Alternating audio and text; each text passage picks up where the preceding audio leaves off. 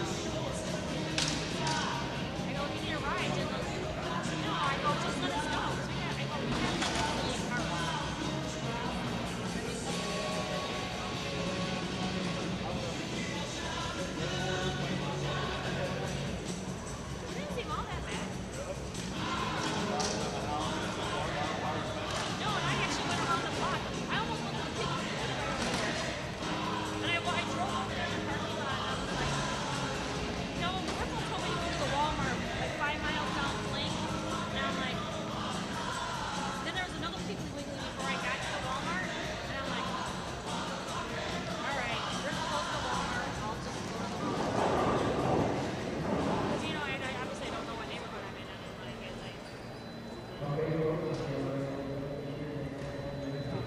almost did go though, like right. I mean, it was literally like if you go out the bowling alley, you make a right. There's a Piggly Wiggly right there. I almost went in there, but like. Not by yourself. Oh, it wasn't in the middle of the quad. Yeah, it was. Most guys are all I was by myself.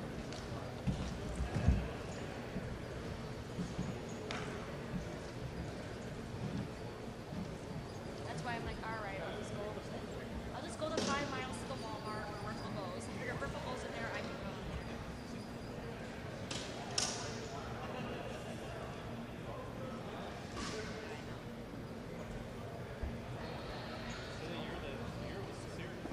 Good evening from Baton Rouge, Louisiana. Welcome, ladies and gentlemen, to the 103rd day of the 2012 USBC Open Championships. This evening's squad consists of 45 teams representing 25 cities and 18 states. Now, through the center aisle, we present the bowlers on this evening's squad.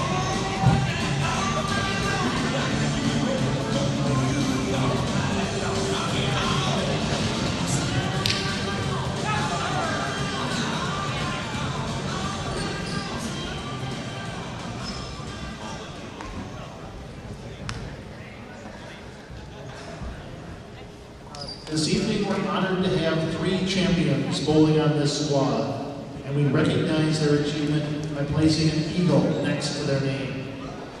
On lane 9, this gentleman is a member of the 1998 doubles champions from Chicago, Illinois, Keith Plank. On lane 10, this gentleman is a member of the 1998 doubles champions from Darien, Illinois, Rick Hera.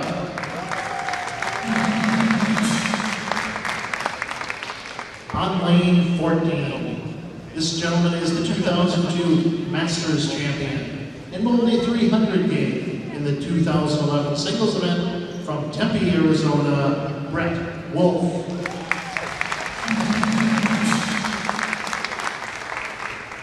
We also have 2 celebrities bowling on this squad.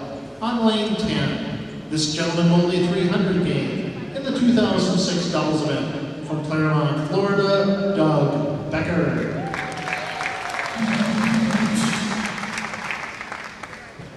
On lane 13, this gentleman bowled a 300 game in the 1989 singles event from Glendale, Arizona, Michael Friedrichs.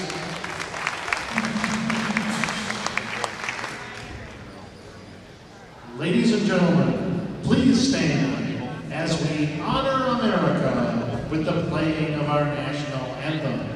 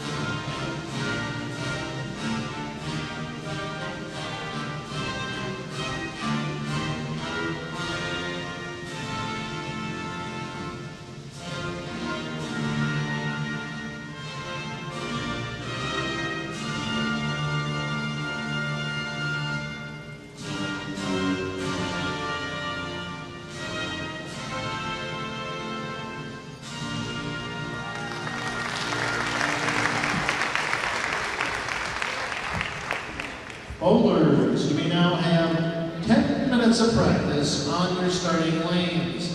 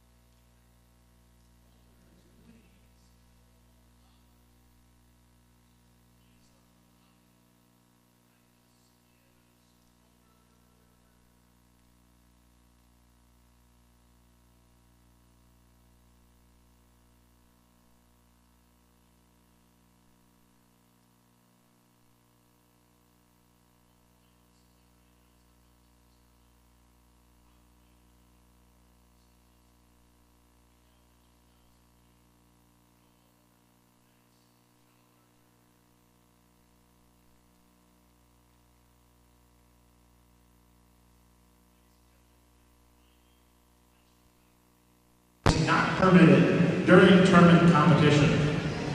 Brunswick, we're ready to begin the competition.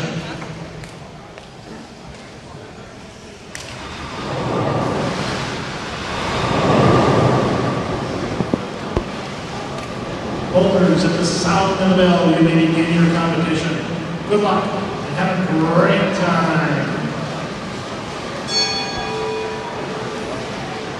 All right, ladies and gentlemen, that is the starting bell here at the 2012 USBC Open Championships. This is Media Relations Manager Matt Canizaro coming at you live from the Baton Rouge River Center behind lanes 9 and 10.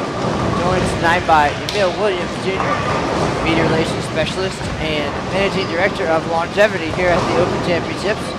And stepping in for a little while tonight is Mark London, the sport bowling superstar from Illinois. He was a high average in the nation a couple of years back, and we've talked to him a number of times at the Open Championship, so glad to have him with us as well. We are here to watch Armstrong Printing 1 and 2. This group includes one-time champion Rick Hara, PBA regional standouts Doug Becker and Ronnie Horton, Bowlers Journal champion Jeff Vanoskis, and a host of other talented players. Doug Becker, the lone left-hander on the pair tonight, so we'll get his thoughts on things a little bit later. And these guys have talked strategy to us already, talked equipment, so we have a little bit of an idea of what's going to happen out there and much more. So thanks for joining us tonight. Once again, Matt Canizaro and Emil Williams Jr. live at the Baton Rouge River Center. It's going to be an exciting night. Emil, what's up? Sir, how are you this evening? Always nice to be here. We are living the dream, as always, and as I said earlier, this certainly beats sitting in a cubicle all day long, so everybody out there definitely be jealous. Well, this is obviously a treat every time we have an opportunity to sit back, relax, and call some action. And another great team we have the benefit of watching this evening.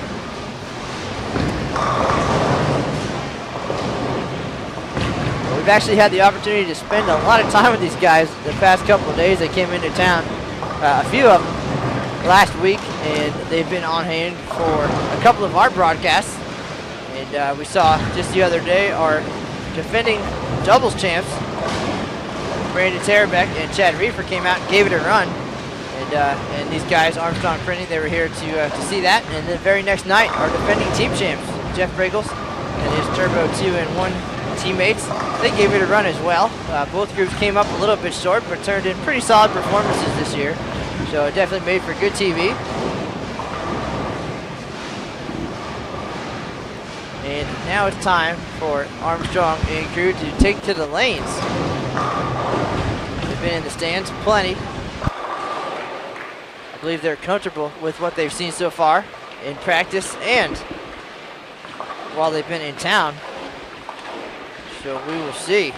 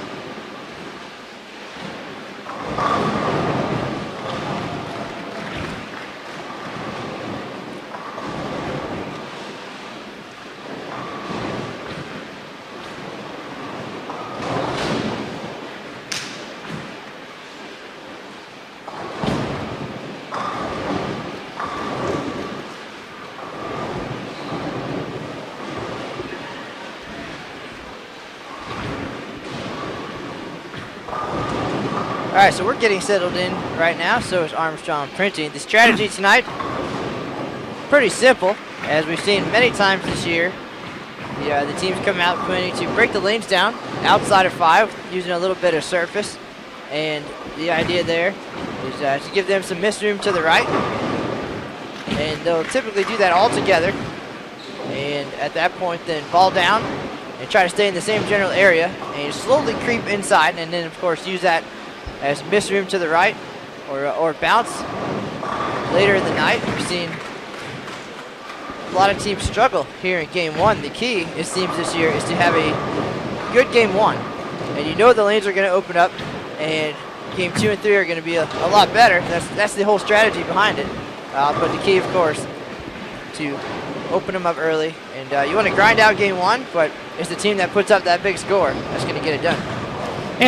And of course, it's always critical to break down the pair in the right spot. And this year, it seems that area is a lot smaller. Some teams might have come in thinking it's anywhere between 3 and 5. We've seen others go between 6 and 8. And then from that point, shell down and try to stay there. Those that get around the side of it a little bit more will creep into maybe 11, 12, out to 6 down at the break point past the last hash mark on the right. And if all 10 bowlers on the pair can get lined up, even if you have a couple left-handers, they can overlap each other as well. Then it definitely could be for a good night. But the key to beating that 3,400 is getting at least 1,000 that first game. If you do that well enough, then the shot will start to open up and then keep opening up into the middle of game 3. That's what we saw with Wriggle's team the other night on Friday.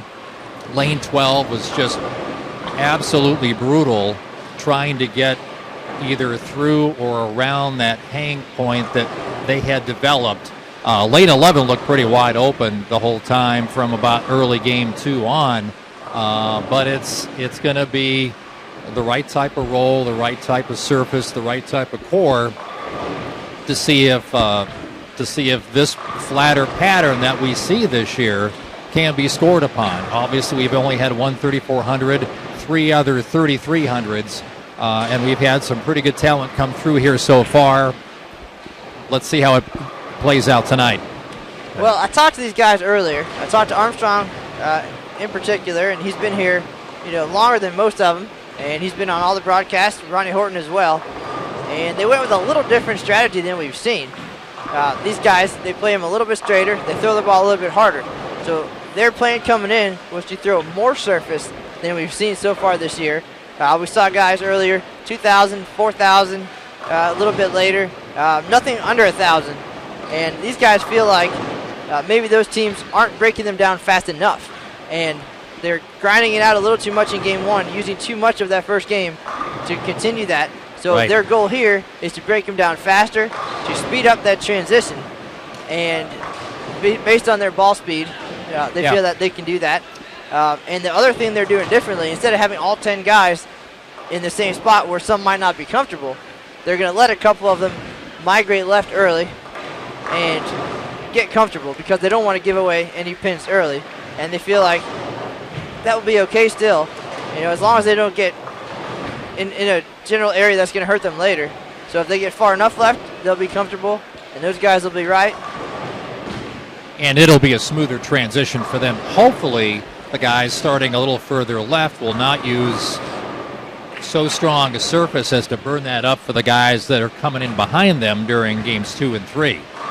Well, we do know that there's definitely a good look in early, but it can be misleading because while it's there at the beginning, all you're going to do then is blow up the middle of the lane, and then you have nothing but push to the right and nothing but hook in the middle, and then you put yourself in a bad spot. So, while it's there, again, you don't want to go there too soon. Correctly. And they understand that, but with as much surface as they're throwing, even I believe there was something at 360 grit. They're definitely using a little different strategy. And not surprising with this group. I've had the chance to bowl against 9 of these 10 guys. I think Ronnie's the only one I haven't bowled against. and they're certainly capable of throwing it hard and straighter and with a lot of accuracy. I mean, you can definitely see from back here, what they're throwing is definitely dull. Dave Armstrong and Rick Thomas, the plan at least early in practice was to throw a Storm Nano, very dull, like I said, 360, 500 perhaps. And Ronnie Horton, his goal, or his plan, the warning sign from Ebonite as his breakdown ball early, and then a Pursuit S with a little bit less surface, and then a shiny Elevate as the night progresses if necessary. Their lone left-hander, Doug Becker, same strategy all by himself, however, so he was going to play as far out as he could, throwing a Mission 250K, 360 grit. I really try to break him down and then migrate in a little bit with a T-Road solid, and that ball with a drop of surface on it so you smooth it out a little bit so it's not going to overreact on the back end. And of course, by breaking down the outside part of the lane, he too can create some miss room as well. So we will see how this strategy develops. Their goal was 1050 to 1100 in game one, and they feel that they can get there, then things will open up just like they expect, and they'll be comfortable the rest of the way to at least make a run at 3401. And from what I've seen on the webcast the last couple nights and the last 24 hours here in person, that 3,400 is a huge, huge number. Well, we've seen a lot of great bowlers come through and maybe not get the results they were hoping for. And that just goes to show, like you said, and Riggle said it pretty well after he was done bowling. Kudos to those guys with the number they shot. Youngsters out of Wisconsin, they bowl together in college, they bowl together in league. Well, they work hard all year round. They came out here, and the most important thing they did, besides throwing strikes, of course, and working together, is that they made their spares. They had 8 holes the whole night. Exactly. And they didn't give away any pins. And just the whole atmosphere that night was pretty different. It was pretty laid back. It was almost like they were in their league back in lacrosse. And they looked so comfortable. They're having a great time. They kind of compared it to just being at a collegiate event. And when you're able to relax like that, I mean, throwing strikes definitely helps. It takes a little bit of the pressure off. The arm swing's loose. But more than anything, they looked like they were having a great time. And it certainly that helps. Showed on the scoreboard as well. They're relaxed. The arm swing loosens up. But I'd say one thing that I know is going to come into play the next 5 to 10 years in this tournament is the experience that the collegians going back to 2000 have had, because all they bowled on are sport patterns. They are familiar with, if you tug it, it's going to run left. If you push it, it's going to hang to the right. Well, a lot of bowlers in my era in the 90s were used to house patterns, and then you'd eventually migrate to 5th and 6th arrow late on a Sunday, and the guys who wind it up would have the big advantage from there.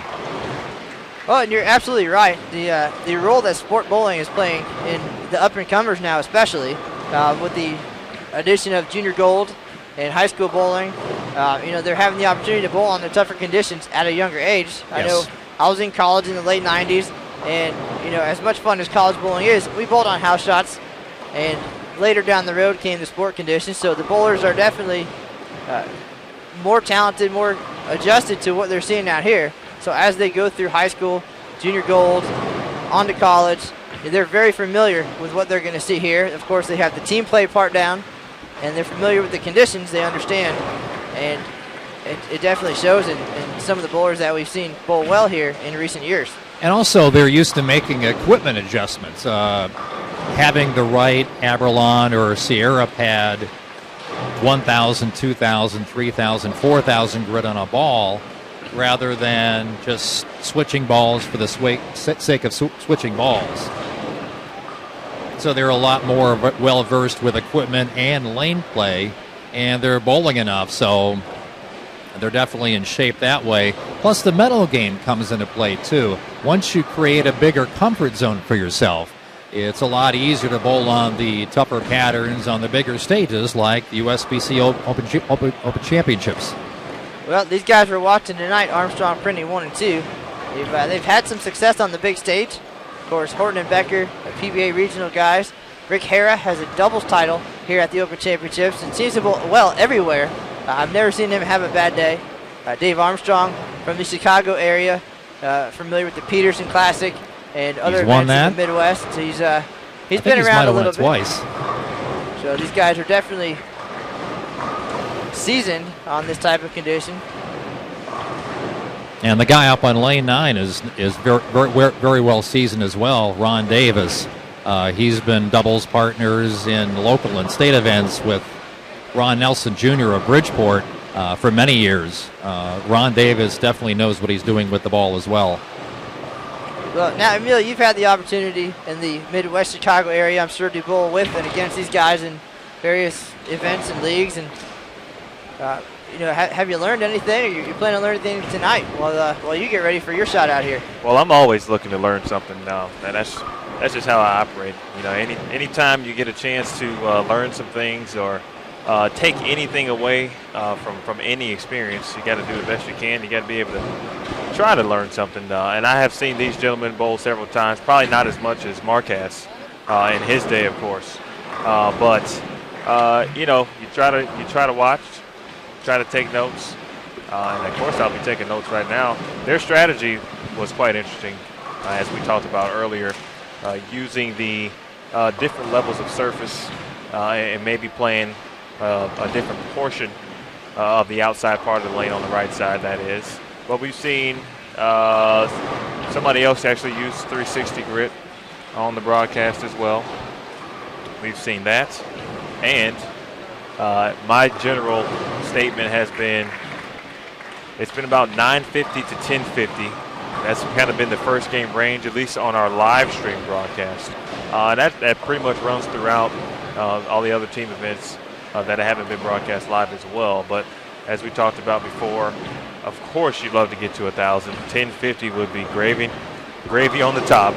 And anything more than that, I mean, you've really got yourself a great start. But, of course, we've seen things happen in the past where 950 doesn't necessarily break you, but it definitely makes things tougher for you. But I don't think it's any doubt after watching for a couple months that the first game is really the key to this tournament, at least to winning this tournament. Well, these guys had the opportunity to practice a lot at home. And Armstrong and 7 other guys, I believe it was 8 of them. Of course, Horton coming from Virginia and Doug Becker from Florida. They did not get to practice with the group, but those guys practiced a bunch on the condition and found a couple different strategies that work for them, so that if plan A doesn't work necessarily, they have a plan B to go to as the night progresses. They did not take advantage of the showcase lanes upstairs. They just didn't have the opportunity to get all of their guys together with everybody coming to town at different times. So unfortunately for them, they did not see that and how those lanes are similar to down here. But I think they did their homework. They watched enough. They have enough experience to understand. So I think we're going to see exactly what they were hoping for tonight, if not more. And as you said, they are experienced players, no question about it. And of course, we thank them for tuning in onto our broadcast, because I believe they've been on just about every one, at least every team broadcast for sure, since we started the 2012 year. But you look for good things like that, of course. But again, it's all how things develop. Hopefully, it develops into their favor early, or it might be a blessing in disguise. Maybe it'll carry on to the third game. Who knows? As we've seen some different things, as we saw with Turbo 2-1 grips. They got off to a slow start, and things started to pick up as we thought they would. And but I guess the deficit was almost a little too big, a little too much at that point. And when you deal with the right lane that they had to deal with as well, it doesn't help in the comeback attempt. And when you're ringing tens or can't get something to make the turn or make the tip, that starts to make the arm string a little loose. You start to press a little bit, that kind of thing. And not that those guys did that, because I don't think they did. They continued on and tried to keep fighting. In 31-97, believe me, it's nothing to hold your head down about. But of course, those guys hold their standards a little higher, and unfortunately, weren't able to get it done. But just something to look for as well. Mark, you've had an opportunity, as you said, to bowl against just about all 9 except for Ronnie. If I'm not mistaken, Denny Campbell His name's Dennis Campbell on the screen, but I've known him as Denny for a couple of years.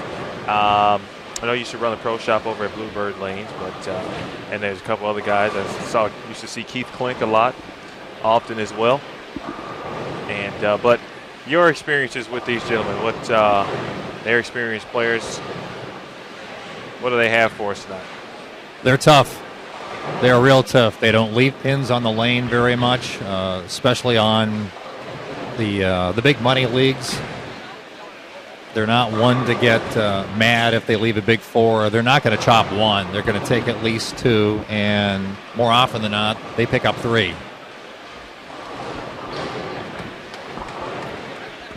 So as we get near the end of frame number 4, Armstrong Printing True 2 is at 281, and Dave Armstrong's Armstrong Printing 1 is at 246. As we take a look at the scoreboard, we did not run down the lineups for you earlier, but you get an opportunity to take a look at the screen now. Doug Becker, Rick Hara, Jeff Vanoskis, Ronnie Horton, Dave Armstrong on lane 10, Armstrong Printing 1, and Dennis Campbell, Keith Klink, Kelly Plummer, Ron Davis, and Rick Thomas for Armstrong Printing 2 on lane 9. I would say these guys, of all the ones we've had on so far this year, I think these guys are relatively comfortable, very comfortable, just being here. They've been here long enough, like we said, to get settled in Baton Rouge. And comfort, very important. They're very confident for sure as far as what they brought as a game plan and their practice sessions, and they've had enough experience here to know what to expect. So while everybody, I'm sure, has the butterflies walking down center aisle, these guys are pretty cool about the whole thing coming in. They spent a lot of time the last couple of days over at some side events, just getting comfortable with each other. It's been a year, of course, since they bowled together. Most of them, some of them, different events, something of this magnitude. So they just wanted to get a look at what equipment was in the bag, some ball roll, and just talk about what moves to make, and just to work on their communication a little bit. Once you get the practice session over with, all you're thinking about is just executing your approach. It's not really, you may have butterflies coming in, walking down the aisle, but once you get through, warm up, those disappear. Your focus becomes on the next 2.5 to 3 hour task. Simple as that. And it's not always the easiest thing, especially if the pattern throws you a curveball every now and then, as it did with Turbo 2-1 on Friday, but they know how to get it done.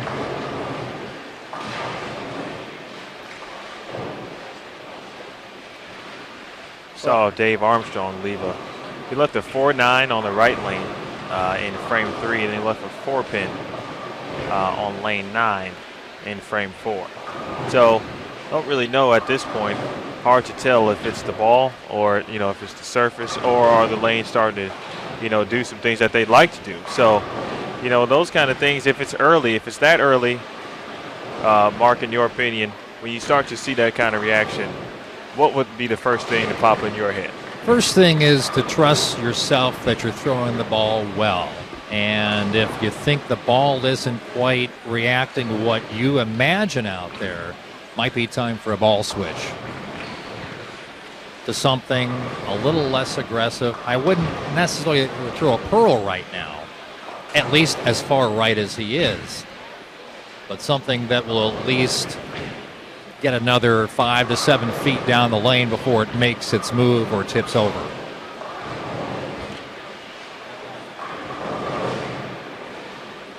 Well, Rick Hare up on lane 10. They're looking for a double.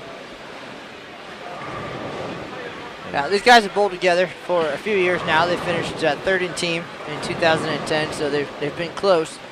They understand what it takes, and they've made a run at it then. And Mark, you understand a little bit something about that. You guys were right behind them at that point. Yep. I'm sure you've done your homework as well. Again, you're a sport bowling superstar back home. But you guys take the lanes tomorrow night. And what kind of preparation have you had, and what kind of strategy are we going to see tomorrow night? Well, we were practicing upstairs on the showcase lanes early today, and we'll be over there again tomorrow.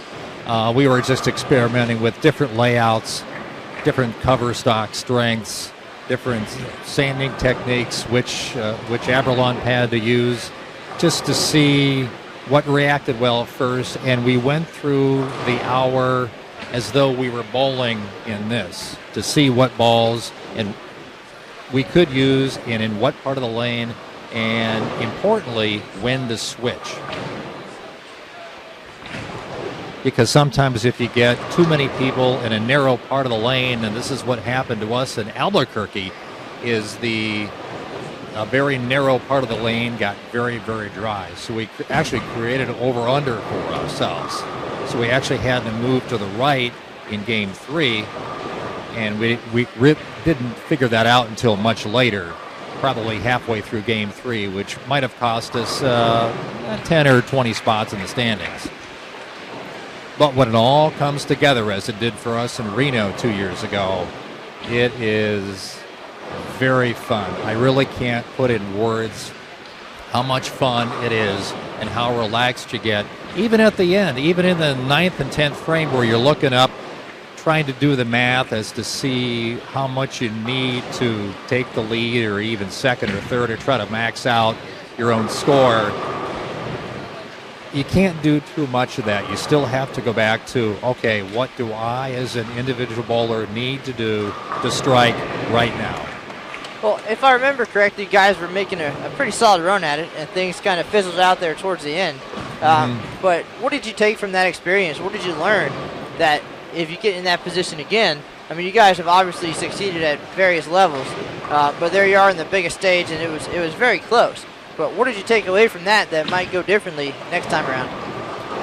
There were a couple guys that were really too much thinking about the score rather than their own task at hand. I mean, having won a PBA regional after 26 years of trying, I pretty much figured out what doesn't work. So after getting that win, a few months after that run at Reno, that really solidified for me the mental game and what it takes to do well on the big stage. No matter what equipment you have, no matter what the shot is, you know in your own mind what works. Well, now you had personal success at the Open Championships in 2007. I believe it was 89 clean for a 4th place all events finish. 88 clean. 88 clean. And then it was a solid team effort that year as well, 13th place. And then 6th in 2010. But can you compare the personal individual success to the team event? I know that everybody talks about how special a team event is. Because you share it with 4 other people. And to really personify the phrase, the whole is greater than the sum of its parts, that's what makes it more fun, because you get to share it with this group and also your companion team if you're all on the same page. That's a great point there. I've talked to several teams. There was a good shot from Dave.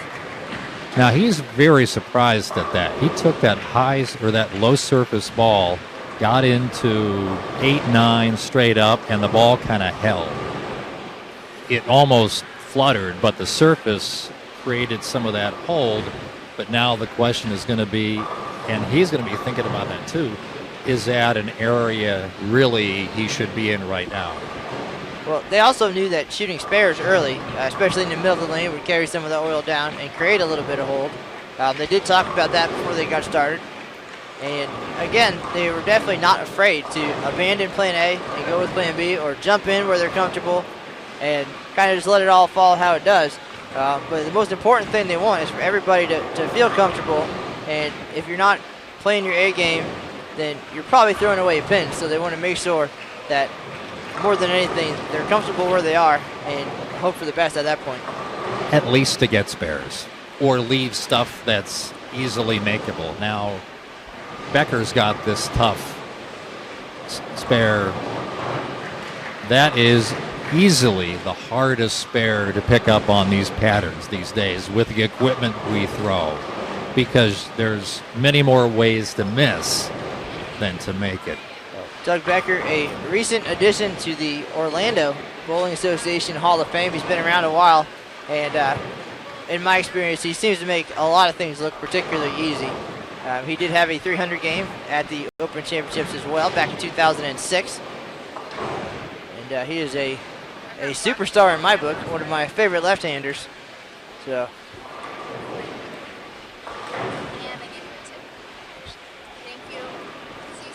We've got a deal going on here at the. She got a visit from Deandra Asbeatty. She bowled earlier today. Holy cow, she bowled exceptionally well, and it was just stopping by to say hello. So the 2012 Queens champion, somebody who, Mark, you probably are familiar with as well from your neighborhood. Saw her at the Tournament Champions, threw it pretty well, but the way that pattern played, it was, if you hooked it, it was better.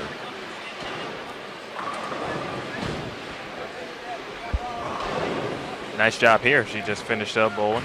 2014, I believe, for sure, all events total. That's a pretty good day.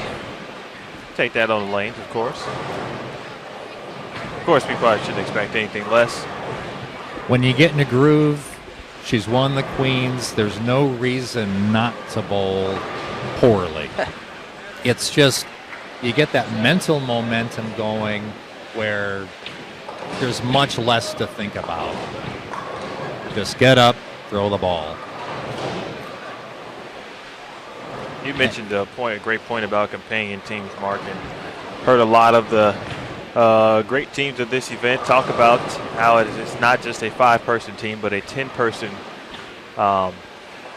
group, an effort that allows either one of those teams to be able to do well, take the lead, second, third, win, or whatever it is.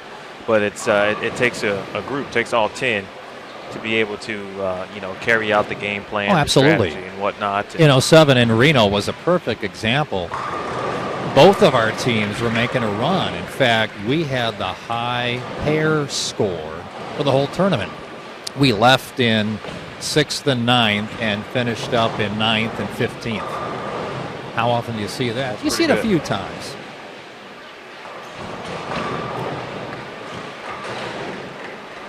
Horton Nation, proud of that one.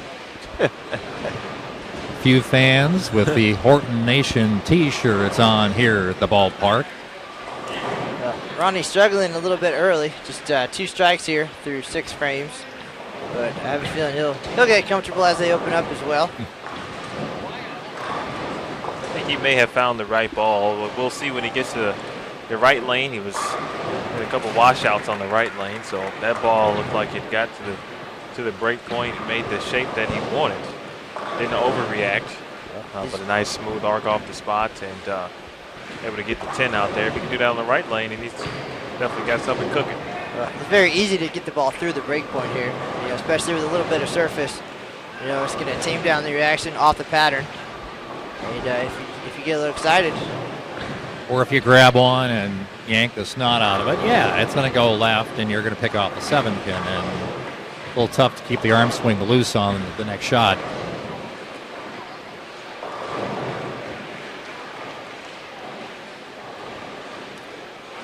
Almost through 6 complete here. Here's Rick Thomas.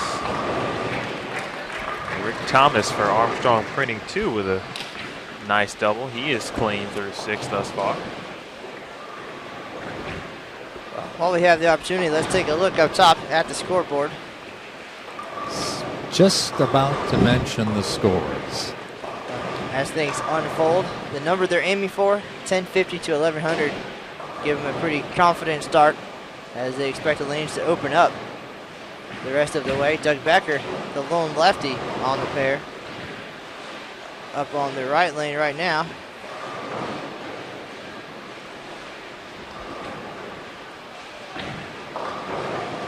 Goes high. Now this one is super tough. Obviously, you get the 4 pin out of there, makes it even harder.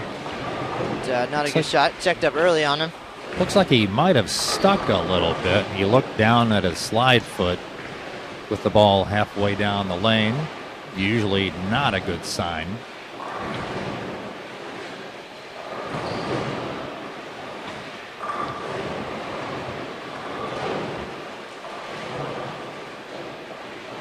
Noticed in the last couple frames that Denny Campbell moved left a little bit.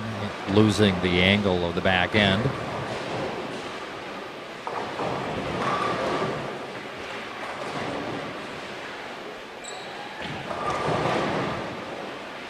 Tough open frame there for Becker. First one of the night. I did try to offer whatever advice I could to Becker, as I did have 5 frames of glory this year. The first 5 frames of the year went exceptionally well, and I've seen a lot of left-handers come through here, and I knew what I needed to do. Didn't get it done, but it did take something away from watching. So hopefully he is going to do the opposite of what I told him, because that would be his best bet.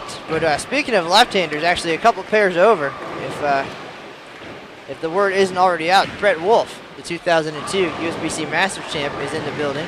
He's on lanes 13 and 14, and he's got a bunch of strikes on the scoreboard, a couple opens, but we'll keep our eyes on him. And of course, he will be on our live stream broadcast tomorrow night at 6:30 Eastern, 5:30 Central, as he makes a run in doubles and singles.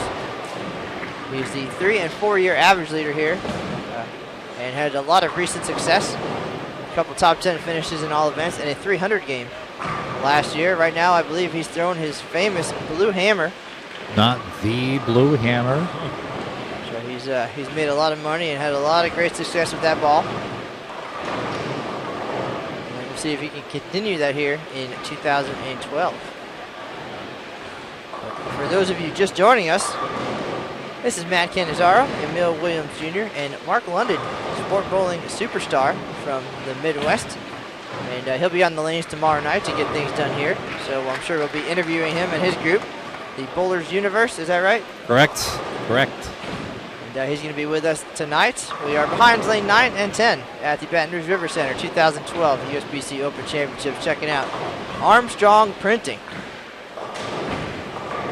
So if you haven't already done so, fire up the colored teenies as we watch and listen to the pictures as they fly around the world.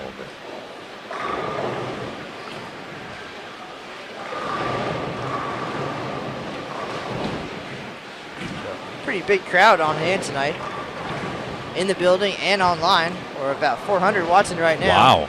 And typically what we see is, as the year progresses, less and less people tune in because they've already bowled. They usually watch and they want to see what's working and what's not. But we do appreciate everybody joining us here. We're actually just past 2/3 of the way done here in 2012. Pretty unbelievable. We kicked off on February 11th, and we'll run for 151 consecutive days until July 10th. So we are just past day 100, and it certainly flies by.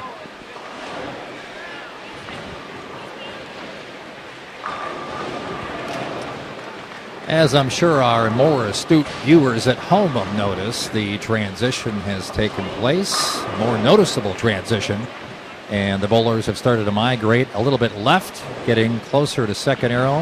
The last couple, Ricky and Dave, throwing somewhere 8, 9, not quite 10.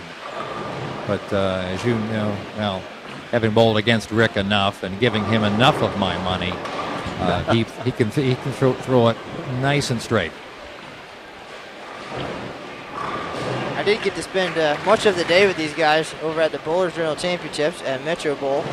They were all out there making a run at a little side money and getting loose for sure. Very nice to have the opportunity to bowl a little bit and talk to them. A couple of them bowled well, a couple struggled, but I'm sure saving it all for the big stage, no doubt. But real important to come to town and take advantage of those opportunities to loosen up the arm swing, just get a little bit sharp, make sure everything's rolling okay, feeling okay, getting off the airplane or out of a long car ride. And the opportunity to take home a little bit extra prize money never hurts either. At least with our group, many more drove this year, being a little bit closer. Most of them, it was 1,000 to 1,200 miles. I think that's been a common theme this year. A little closer and the opportunity to drive. I know some folks from Chicago area, other parts of the Midwest, St. Louis, Ohio, have driven In fact, this being my 23rd year, I had the chance to drive from my current home in South Texas, seeing the scenes along I-10, heading through Houston.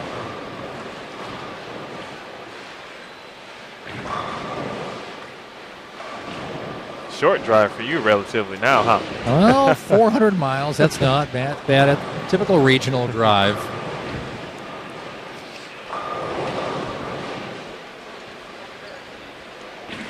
I want to give a quick shout out to some folks in the chat room tonight. Brad Core, 2010 team champion, 2003 as well.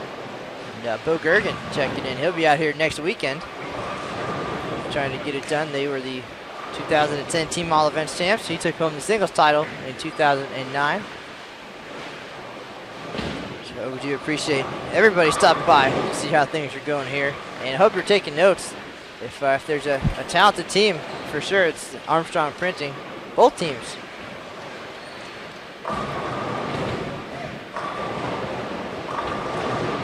Now, Ricky threw that one about up 6-7 with something that looked like a nano, and it didn't quite make it. The shot he threw before on 10 was a little bit further left, not quite at 10, about 8-9, and it just sat there and struck like a typical Hera strike does.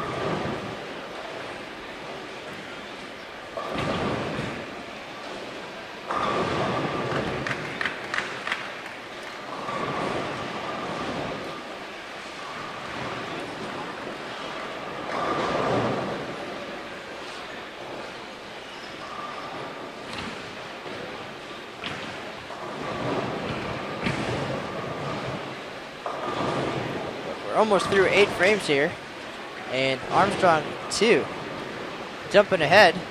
Just 3 holes on the board so far.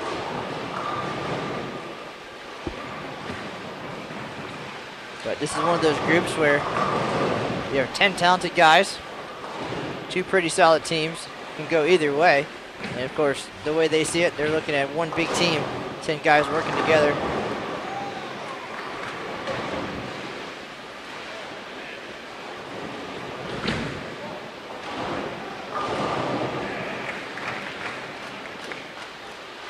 Derwin Petrie, Gail Myers Jr.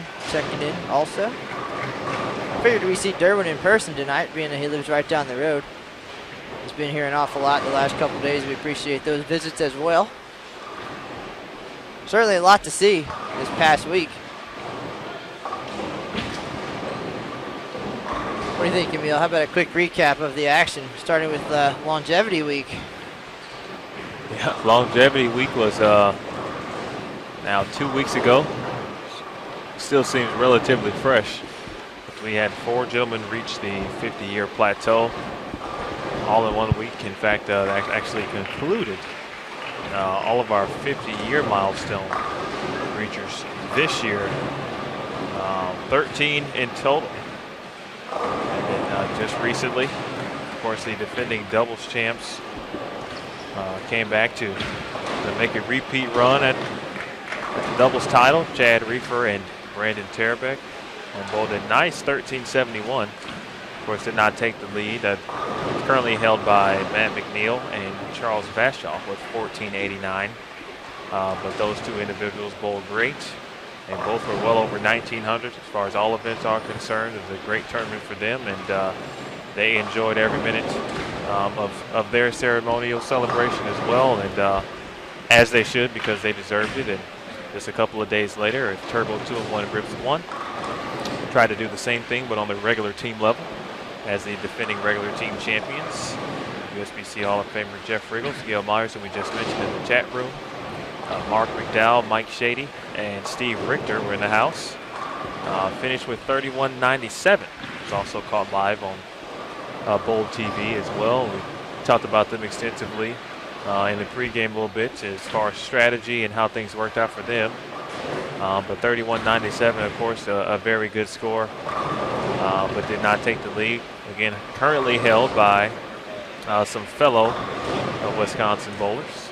There's Nicholas J. Pro Shop 2 with an astounding 34.01. I think as the as the weeks continue to go by, we'll develop more and more adjectives to describe this 34-01 because it is becoming fascinating. It was already fascinating, but the more teams that come in and the more teams that don't make it there, as Jeff said, he has a lot more respect for after bowling on this pattern for what those young men have done, and others have had the same sentiment as well. So surprisingly, now that I'm going to say this, we're going to have a ton of honor scores. We hadn't had an honor score in a little bit, but now the floodgates will open. But I'll see what I can do to help that tomorrow. go ahead and get the party started. 17,300 so far this year. It's down a little bit. We had 52 last year, nearly a record. And we did have a record number of 800s at the National Bowling Stadium, 16. So just 17,300s this year. We only had 12 back in 2005. 0 800s that year. So, of course, the scoring environment a little more challenging this year. That's I don't want to say that's how we like it. We like to mix it up, of course. Challenge our bowlers. It is a USBC Sport Bowling Certified event. I mean, you have to earn it. You step up on the big stage. You got to throw good shots, make your spares, and certainly the cream will rise to the top. 2 800s so far this year. Matt McNeil blew him away in doubles, 847. Became the first bowler in tournament history with 3 800s. And Henry Teese III from West Allis, Wisconsin with the other 800. His came in singles. And he certainly manned up on the big stage. Needed 290 to shoot 801 and stepped up and shot 289. Obviously 800 on the nose. Yep. And that was a while back as well. So early leaders holding up so far. I don't know, Mark. You come late in the tournament now. It's almost the end of May. And you know what you have to shoot at. Obviously, you guys chose the time that you came, but do you find it more mentally challenging to have to shoot at a number, or, if possible, come earlier and put up the number? Well, with the Bowlers Universe crew, most of us have managed the stores for Tom, so May is a much easier month to get away than, say, the middle of February, where the league bowlers are still buying equipment. But it's not really, the number's there, but again, it's going back to what each individual bowler has to do to get the job done.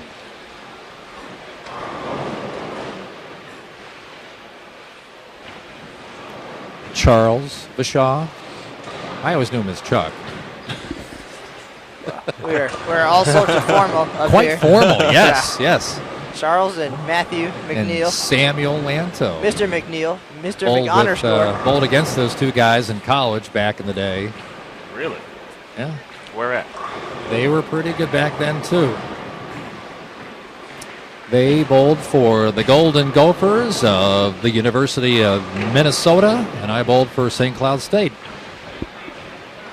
How about and that? They regularly spanked us. Except when they bowled in our building.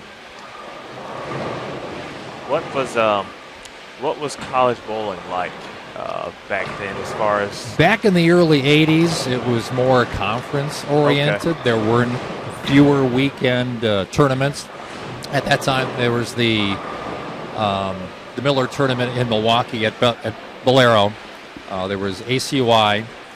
We had a conference invitational in the fall, which usually kicked off the season. Conference tournament itself, usually around St. Patrick's Day. Sectionals were usually first weekend of April. Nationals were then first weekend of May. Wow. It was tougher to develop camaraderie because you didn't see everybody as often.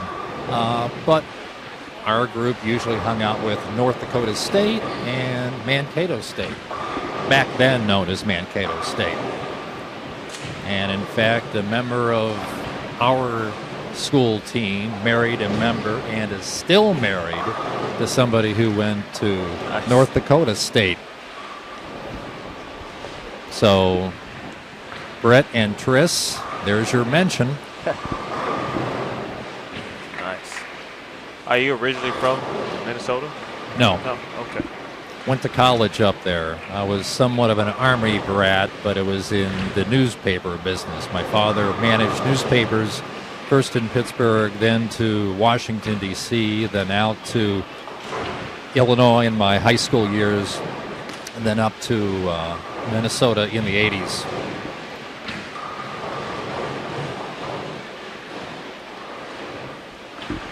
We'll take a quick look at the scoreboard as Ronnie Horton and Dave Armstrong is set to finish up the 9th frame, and then we'll take you through the 10th here.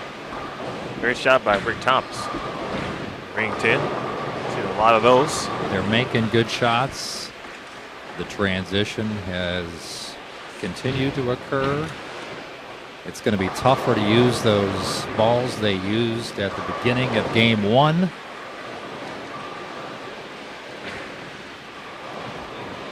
But from what I've seen so far, Ron Davis has a pretty good look, perhaps the best of the group.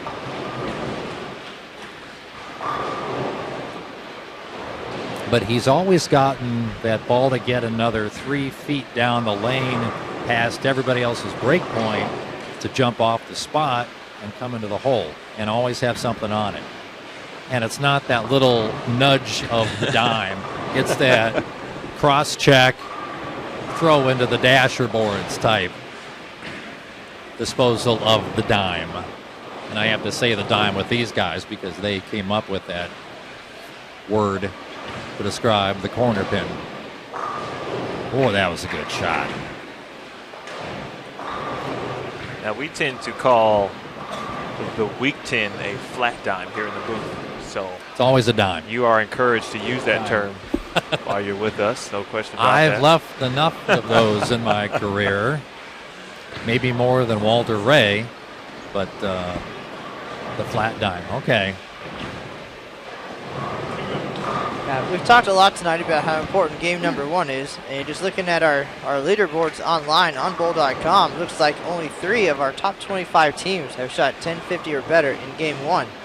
And 2 teams this year have shot 1100 or better in the opener, and that is our top 2 teams. Nicholas J's Pro Shop 2, 1115, and CareerAthletes.com from Wichita, Kansas. It's John Zerbinski and his former teammates from Wichita State. They shot 1138. So that is our highest opening game, and those guys, of course, rewarded in the top 2 spots. Nicholas J's Pro Shop 1115, 1165, 1121. Super consistent. And Career Athletes as well. 1138, 1098, 1108. If you can look real quick, how many teams have shot like 850, 870 that still put together decent games 2 and 3? It seems like 950 is kind of the number that'll get you in the top 30 or so. 950, 990, 990. There's 891, bowlingdynamics.com. They followed that up with 1040 and 1221. So the huge finish. We've seen a lot of big game 3s. And of course, strategy at that point has paid off. The lanes have opened up. And then it's a matter of getting comfortable and being able to carry. So a lot of huge game 3s for sure. 1237 for Shannon and Brian O'Keefe. No surprise there. 1221, as I mentioned that. Or 1220 for Junior Team USA support. We saw that on our live stream. They came through big time. I think that was the first, I guess, real indication of what can happen, what can take place at the end of a team event as far as the third game is concerned, because those in that particular team, and they're also their companion, the companion team actually started out, if I'm not mistaken, we can try to find that, with 10-something, 11-something, and then they kind of had a tough third game, whereas support won when 950, 990, 1220. And you still have to break them down to match your group. Yep. The way you break them down may not match how a team 2 weeks from now breaks them down to be successful. And I actually thought that group was, if I'm not mistaken, I think they were playing the farthest right as far as break point is concerned than any other teams I've seen so far in this tournament. Of course, the results speak for themselves. Now, they're not in the lead, but they've got themselves some good scores. And as I recall, David O'Sullivan, I thought, had the best look after practice, taking that slightly scuffed up Ultimax straight up 5.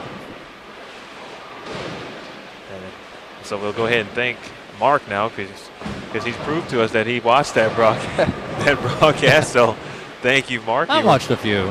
It was more than just you watching that. We appreciate that. Thank you. Well, that's what St. Cloud State gave me, a degree in this. But, yeah, that was a great broadcast there. And those guys really bowled well. And Rick Hara had a great shots. I'm keeping my Mike Durbin Memorial moaning off the mic. That was a great shot. I know I've seen Rick's name across several Megabucks websites, whatnot. I don't know how many he's won, but I know I've seen his name before as well. Just a few. And he's a regular casher in the U.S. Open. You wouldn't think somebody who throws it that straight, where normally the pattern plays more in the middle, maybe the immediately left of middle part of the lane, but he gets it done.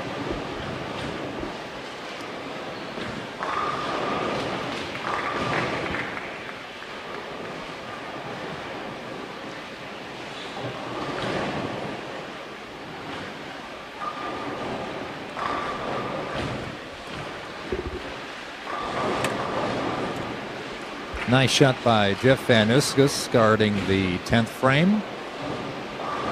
Having struck in the 8th over there. And back in the 2nd.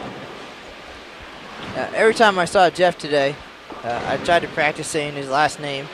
And I figured no matter what, I'd still get it wrong for 4 hours on the broadcast. Vanaskus, I believe, is what we ended up with. And I've said it probably 5 different ways so far, but that's part of the deal, I guess. He was okay with it either way.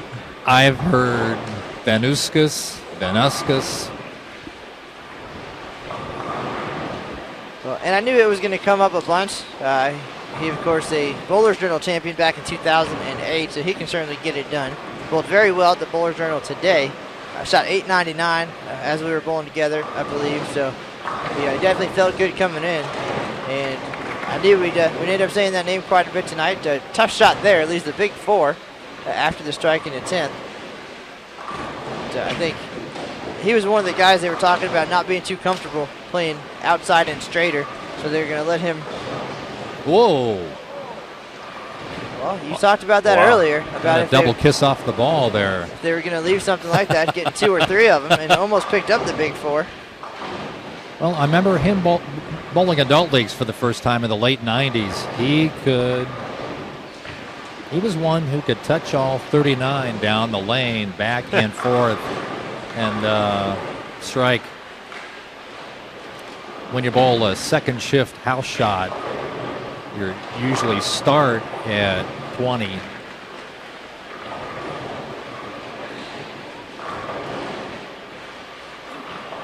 Mark, there's some folks in the chat room sending their condolences because the Cubs lost again. Uh-oh. Well. Oh, man. Tell those folks, congratulations. Keep bringing it. My wife has not watched them once this year, and with good reason. I believe Emil does not have an issue with hearing that either. Not one bit. I'm sure Emil was happy with the results of this past weekend on the corner of Clark and Addison. What a great 3 days. Those guys played well. The White Sox, they did play well. And in all fairness to the Cubs, to be honest, everybody knows there's a little waiting period there. I think, obviously. New faces. Right, new faces, trying to get some guys accustomed to new roles, get some guys out of there eventually. Get that young talent to come up. I'm sure Theo will take care of it for you. New team president. And then I'll be upset at that point. So I'm going to enjoy it now, because as I tell people that I know, one day, it's going to happen for those guys. And it's going to be an awful day, but it's sports, so it's going to happen. Teams I've rooted for have won 4 World Series.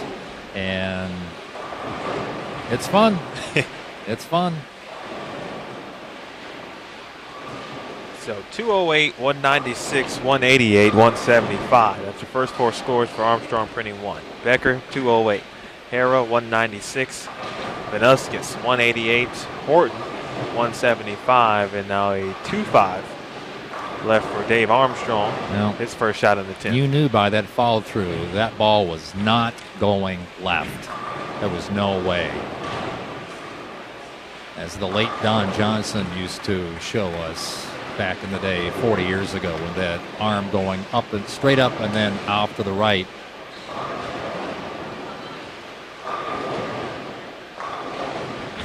There's that look you were talking about with Got Ron to change. Davis. Balls are too strong, burning up a little too quick. Although it did nudge, as you said, it did make an aggressive move. Yeah. But might be a surface, might be some time for some different surfaces or something. But practicing upstairs on the showcase lanes, it didn't seem to be the heads or the front part of the mid lane. It was the back part of the mid lane where the ball would lose just enough energy, just fast enough, where it had a great look, and then it was that flat dime again. Take a quick shot at the scoreboard before things disappear. Very quick scoreboards here we have at the Baton Rouge River Center. We're 400 strong on the broadcast tonight. Trevor Yonan checking in from Nicholas J's Pro Shop 2. I believe Andy Mills on earlier as well. Those guys, I'm sure, will be tuning in quite a bit the rest of the way, and I'm sure they spend a little bit of time each day on the online leaderboards to make sure that their name is still on top. Of course, those youngsters new to this whole waiting it out thing. They got things done on March 5th, so they couldn't Week 3 possibly have a longer wait. Of course, we're done on July 10th. When does the Fox Bowl group come through this year? I believe they're here late June. Fairly certain. Late June. They'd like to come in and make a late run at it to make it dramatic, of course. They took home the Team All Events title in 2008, made a very good run at Team All Events last year, came up a little bit short. And they had a split squad, so it was on the shoulders of two of them. And came up just short again. But always a threat. That group, of course, led by lifetime average leader Mike Nabe. Armstrong 1 finishing at 9:49. And Armstrong 2 at, is that 9:99? Yes, sir. Okay. There it is. So game 2 now underway here. Back to the action. Doug Becker going to step up for Armstrong 1. Dennis Campbell. They were thinking, what, 950, 970? But now that Dave switched balls on that fill shot, had a much better look, was able to slap the dime out. Well, they're about 100 short of what they were hoping for. And again, they've watched enough broadcasting, enough guys come through here to know that they've dug a little bit of a hole at this point. At least Armstrong won. And they have some work to do, but they are not far from where many of those teams have been after game 1. So if things open up as they hope, they can get it done here. We saw Jeff Brinkles and the defending champs exactly in the same spot, I believe, maybe 947 their number, and they followed up with 1188. So we'll see if these guys can follow in those footsteps. Did you happen to notice how many viewers disappeared after their game 2 this year? Was it as many as last year? Not as many, because they're learning their lessons, I think. The last 2 years, Riggles and crew struggled in game 1. Definitely in 2010, it helped or hurt them enough where they came up short. In 2011, they followed up with the biggest game in history, 1281. And I think less people went to bed after 2 games last year. And certainly everybody waited around this time because we talked about it. And if history was going to repeat itself, those guys, they'd like to have a big finish, to make it dramatic, of course, make it memorable. And they came up a little bit short this year, 1062. 31-97, certainly a good effort. Well, I was one of those fools who went to bed, but I had a early squad at a regional that next morning. So, well, the good news here that in 99% of our cases, all of our broadcasts are archived on youtube.com/BowlTV. So if you missed any of this broadcast or any of others, or would like to check out the action from other events around the world, Lucas Wiseman, Globetrotting, checking out all of the bowling action from around the world, you can visit our YouTube channel. Make sure to subscribe, and then you'll be alerted when we're about to go on the air so you don't miss anything. But, again, this broadcast and many more archived on there for your viewing pleasure. And a lot of folks, it's already 10:15 here, 11:15 on the East Coast, especially the next 2 years when we're in Reno. Might not want to stay up that late, but certainly tune in and check out the action anytime. It's I see a June 20th in the chat room there. Is that the date for Fox Bowl? Is that what they're saying there? I'm going to guess definitely. Okay. And we talked about live streaming them, as well as a very talented group coming in right after that. Greg Thomas, Robert Smith, Doug Kent, those guys coming through. But Lucas Wiseman will be on the road. I believe the U.S. Women's Open is at that time in Reno. So right. That's going to take precedent on the live stream schedule. We certainly have taken over things here in this week. We have 5 broadcasts in 8 days. And we'll show some talented women getting it done from the National Bowling Stadium. And right outside, the finals will be televised from under the arch there in Reno. So very exciting week coming up at the end of June. For more information about that and the Women's Championships, check out bowl.com. Don't miss out. in fact, there's going to be a double header of streaming on Bowl TV coming up on, I believe, June 15th. There'll be one from here and then another one from the women's tournament. We definitely try to mix it up. Okay. That's a very big day here. Some talented ladies will be here as well. That is Wendy McPherson, Carolyn Doran-Ballard. Yep. Hall of Famers coming through. So certainly, again, we like to mix it up and show some lefties, some righties, some defending champs, some Hall of Famers, just a little bit of everything from the Open Championships. Of course, 60,000 strong here, and bowlers of all ages and skill levels. One of our favorites of the year, USBC Hall of Famer Bill Lillard. And we got to visit with him and show him as he celebrated 65 years here at the Open Championships, an 8-time champion. 4 titles coming back in 1956. So he still got it. He's right at 199 for 65 years. So That's impressive. Well, don't forget the gentleman that Emil and I refer to as Grandpa. He'll be here, I think, the 2nd of July. Hall of Famer Les Sykes, who is also feeling the brunt of Cub losses in the last week or so. Les will be celebrating 60 years with us, Hall of Famer. The only bowler to win titles in 3 consecutive years, and a member of the 100,000 Pin Club. So he's racking up the accolades here at the Open Championships. And I believe Emil got to bowl with him in a league back home as well. Yeah, as did Mark, of course. I don't know how long Mark had bowled prior in that league before I joined a couple years ago, but I told somebody I didn't know who Les was, to be quite honest with you. And I had bowled at Beverly beforehand a couple years back as a youth bowler, bowled some summer leagues and stuff. And I'd seen Lyle a lot, but I really didn't know still who Les was. Joined the sport league a couple years ago. Saw him again, still really didn't know. And then, of course, I left the league to make my first appearance here as an employee. First thing on the list, Les Sykes, 100,000 pins, getting the dates, and I'm like, man, wow, really? Wow. And then you go back and I read about all the history and what he's done at this event and elsewhere, for that matter, everywhere. And he was one of the first to win, first Americans to win FIQ medals back in the early 60s as well.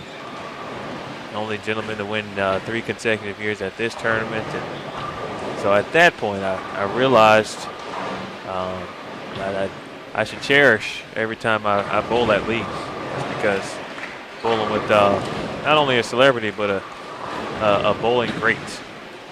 Well, this event, of course, in its 109th year So a ton of history here, and like you said, you might not have known him outside of this event necessarily.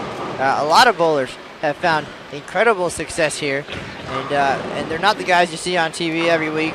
They're not out there chasing the dream, but they come here every year and they get it done. And now the USBC Hall of Fame features a USBC performance category, so those guys can get their recognition and their spot in the Hall of Fame. 3 of those guys recently added to the Hall.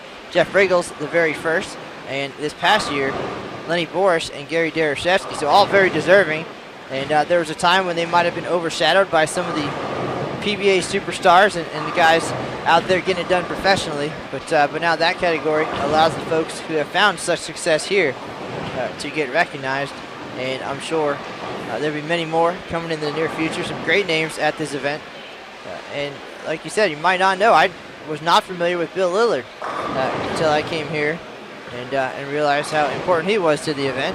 And there's just so many great names. We can go on all night long, and if we could show all of those guys on our live stream broadcast, well, we'd probably be streaming pretty much all day, every day. So many great bowlers coming through here. It's just really exciting. You just never know who's going to walk in the door. But having bowled in the Houston area at a couple of regionals now, his name's always come up. Very much well respected, very much the man for Houston bowling.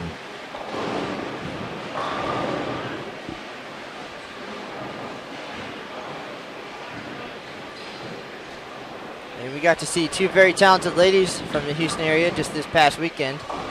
Donna Connors and Carol Norman were in town with Team USA member Liz Johnson. We showed them on the live stream Sunday afternoon. And they put up a pretty solid score, just over 3,100, led by Liz Johnson.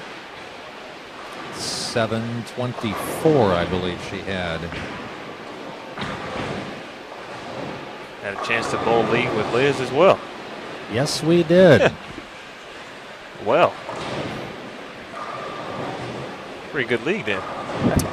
I tell you what, that Beverly League, you'll never hear criticized for a bad carry or an easy shot.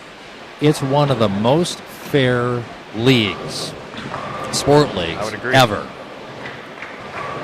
Nights you'll walk out of there shooting 640 thinking, I've done something. I threw it well. Well, don't have to go as far as even last year in that league. My final year in that league, Liz won the women's high average, national high average. Yeah, and that's what we talked about that. Yet another award for Ms. Johnson. Something you're familiar with, though, as well, of course. Yeah, I got one of those things, too. Is that from that league? No, okay.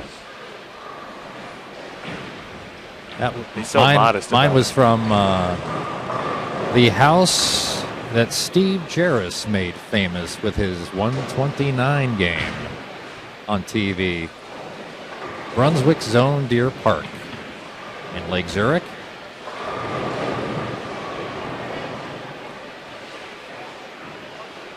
In fact, I swear when Tom Doherty shot his 100 game, I could feel the monkey on the back disappear. People always whispered, "Oh, gee, oh, this is the house. Is this where it happened? Is this the pair of lanes?" Yes, it is. Another ball change for Dave Armstrong. It was a frantic, I believe. No? Looked a little darker. Yeah, we didn't get very deep into Dave's arsenal. He mentioned his nano that they were going to start with early. And wasn't sure if they were going to even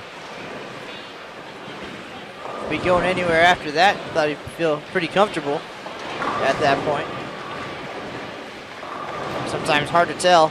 Well, we'll see how they chase the transition as we get closer to the middle of game 2 here.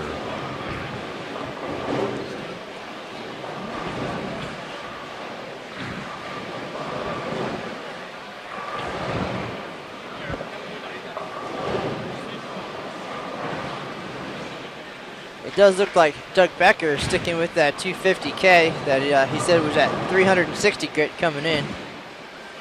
had a pretty good look. Started this game with a double before leaving the 3-9 here in frame number 3. Ronnie Horton changed balls as well. It looked like he went to the elevate, so he's balled all the way down here in the beginning of game number 2. Here's a fair question to ask both of you gentlemen, of course, especially Mark as a former pro shop operator. And I'm not sure, were you ever on staff, Mark? Yes, I was on Brunswick staff for 10 years. I thought so. And Matthew, of course, is always represents the Big E, the Ebonite. But as staffers, I guess first as bowlers in general, do you recommend trying to build an arsenal with one company, or as a pro shop operator, you know there's good equipment from a lot of different companies, so you know, kind of pick and choose for an individual, if you will? Of course, I mean, you know, everybody has their own opinion about that. Obviously, staffers are on staff for a reason, right? Of course. But any thoughts on that particular topic? As a shop operator, I would look at somebody's game for a while and go through a list of, if you're looking for a reaction Q, here's 3 or 4 balls. If you're looking for a reaction Y, here's 2 or 3 balls. Well, and I think, go ahead. Oh, go ahead. If the individual has a preference of one company over another, you gather that through general information, just chatting with them. Get their preferences. They might go for something as squirrely as color. Does the ball look pretty? If it's ugly, they may not want to throw it as often just because it is ugly in their eyes. Well, and I think, you know, the companies make it pretty easy for you. You know, they'll make it where there's a high performance ball, then you get your mid-level, then your entry level, and you can build your arsenal that way. You know, and you can change things up with different surfaces and different drillings. And it's real simple. Sometimes they'll come out with a solid version and a pearlized version. Obviously, they're supposed to complement each other. You go from one right to the other. Maybe have one dull, have one signed up, and then the pearl version. And I think they're all pretty comparable as far as that. They make it really easy. These days, yes. Yes.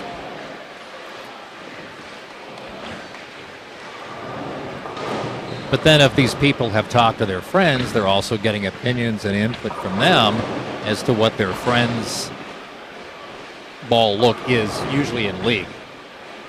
And throwing on the average house shot, it's not always easy to see what the true characteristics of one ball versus another are, because half the balls may look exactly the same.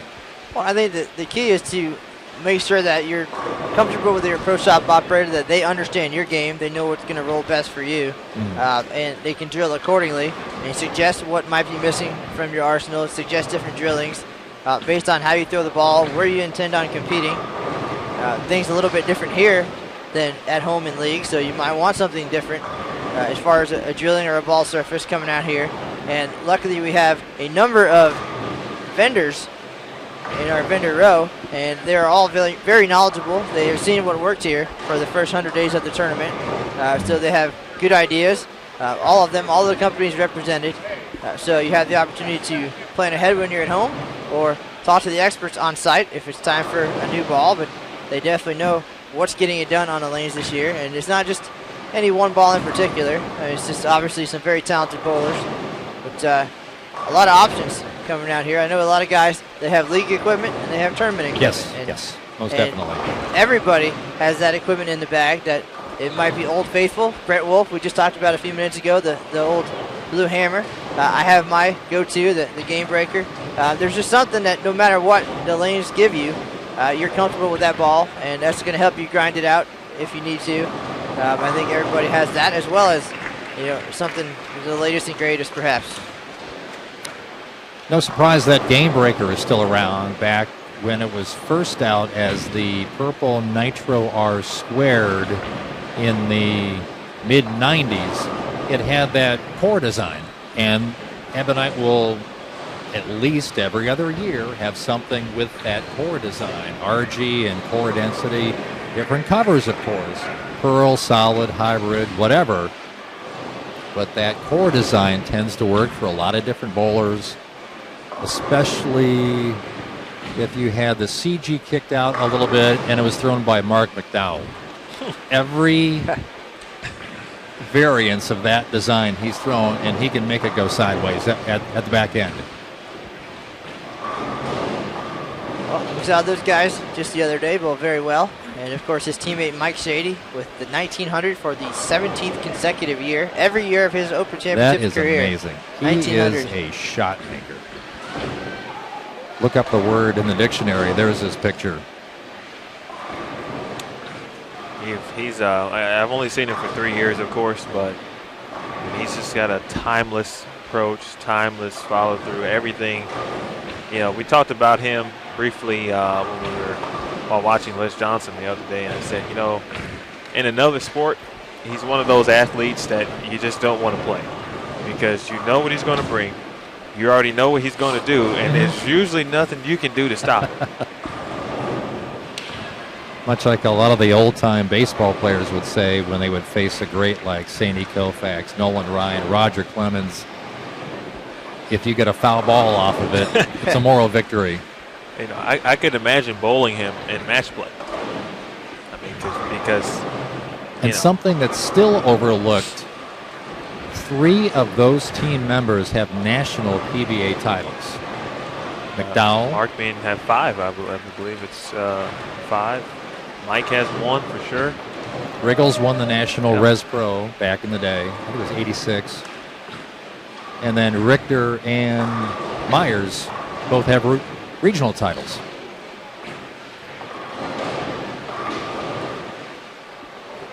A great shot there from Hara. Saw a couple of very, very good shots from this group in the past couple of frames. Rick Thomas seems to be dialed in. And he was pretty lined up in the first game as well. Had some carry issues, of course, but Kelly Plummer now with 3 in a row, and Dave Armstrong with a double. Well, as I can speak from personal experience, sometimes the straighter guys have a little tough read as the transition starts because you've got guys to your left, and what's natural for us is to bump to the right and kind of go around all that if possible. But moving further in, the ball doesn't quite finish yet. So his natural game would be to lag behind just a little bit, not much, but still not give away the pocket. Let's give a quick recap for those just joining us. We appreciate you guys being with us tonight. Wednesday night here. We're at the Baton Rouge River Center 2012 USBC Open Championships. Matt Cannizzaro, Emil Williams Jr., and Mark London, sport bowling standouts from the Chicago area and now South Texas, taking his show on the road. Mark will be on the lanes tomorrow night with his Bowlers Universe teammates. Right now we're watching Armstrong Printing 1 and 2. And these two teams off to a little bit of a rough start. Armstrong 1, 949 in game 1. Armstrong 2, 999. And piling on some strikes here in game 2. So the lanes open up. And some big scores the rest of the way. And we'll be with you all the way. This is the 8:30 team event. We are behind lanes 9 and 10. And we'll be here till the very end. And usually this is the game where you see a 3-bagger now from Dave. He looks to have the look that he would like to see out on the lanes, of course. And this is the game where 1100 is usually shot. I don't think we haven't had a team shoot 1100. At least one of the 2 teams shoot 11 on our live stream. But again, as we talked about, first game 950 to 1050, and then the second game is definitely somewhere between 1050 and 1150, give or take. Now, what a bowler like Armstrong can take from that fill ball that carried the dime rather well. The first shot in game 2, not the best, but still he came back with a 3-bagger, trusting that area, knowing what his ball will do. Again, breaking it down to what do I need to do to strike? And then just getting it done. Putting open frames in your rear view mirror. Can't do anything about it now. You got to live in the moment and do it. Dave Armstrong, very excited about being here this year. Planning on being here for 9 days. And I saw him at 10 after 6 tonight, standing right outside the scale room, asking if it was time to go in and get things squared away, to get comfortable. and just relax a little bit. 2 hours before the team event is when things open up, so he actually had to stand there for 20 minutes. Equipment in hand, just getting ready. Well, pre-game routine. He was ready to go. Excitement level.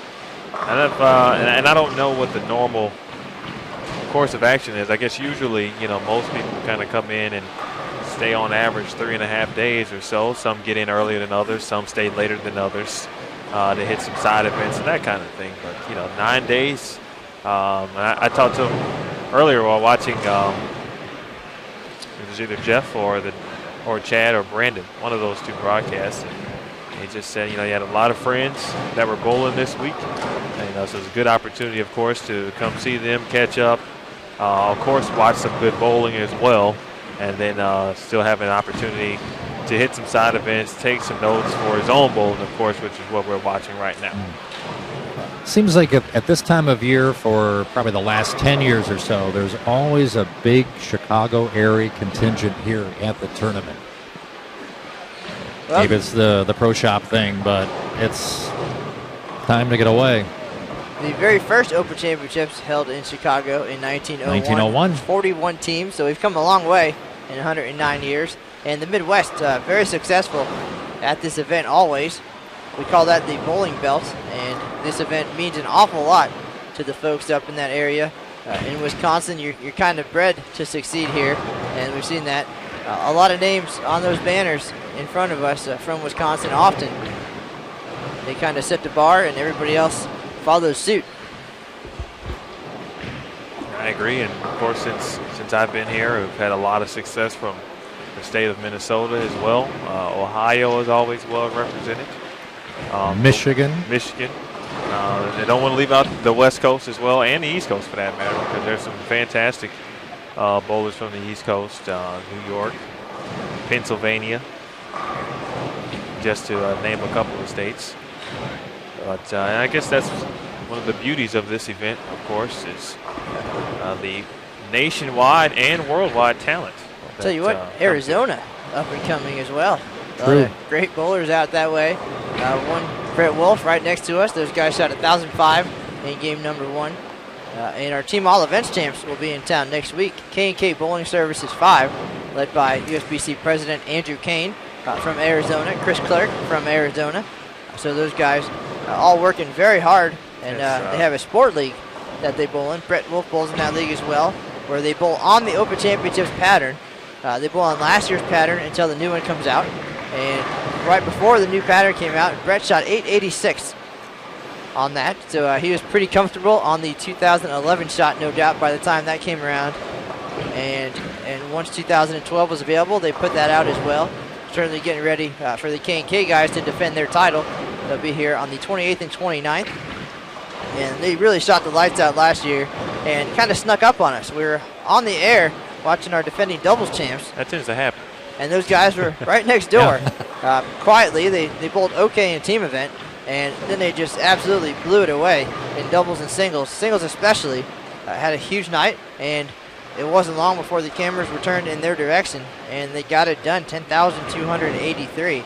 So they'll be here the 28th and 29th. We'll have them on the air for their doubles and singles at 6:30 Eastern on the 29th. Don't miss that. Should be an interesting phenomenon developing next year with fresh oil for everybody. What are the squad times?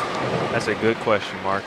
The squad times for next year, 7 a.m. There are 3 doubles and single squads, 7 a.m., 11 a.m., and 10:30 p.m. And then they mixed in 2 team squads that are back-to-back, 3 p.m. and 7 p.m. Okay. So there's almost back-to-back team like there was for years, but everybody gets fresh oil.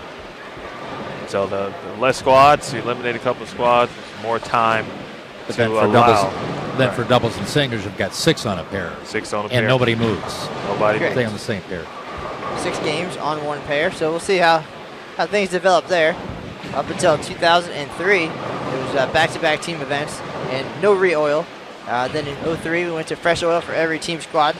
Leveled out the playing field a little bit, and we're going all the way in 2013.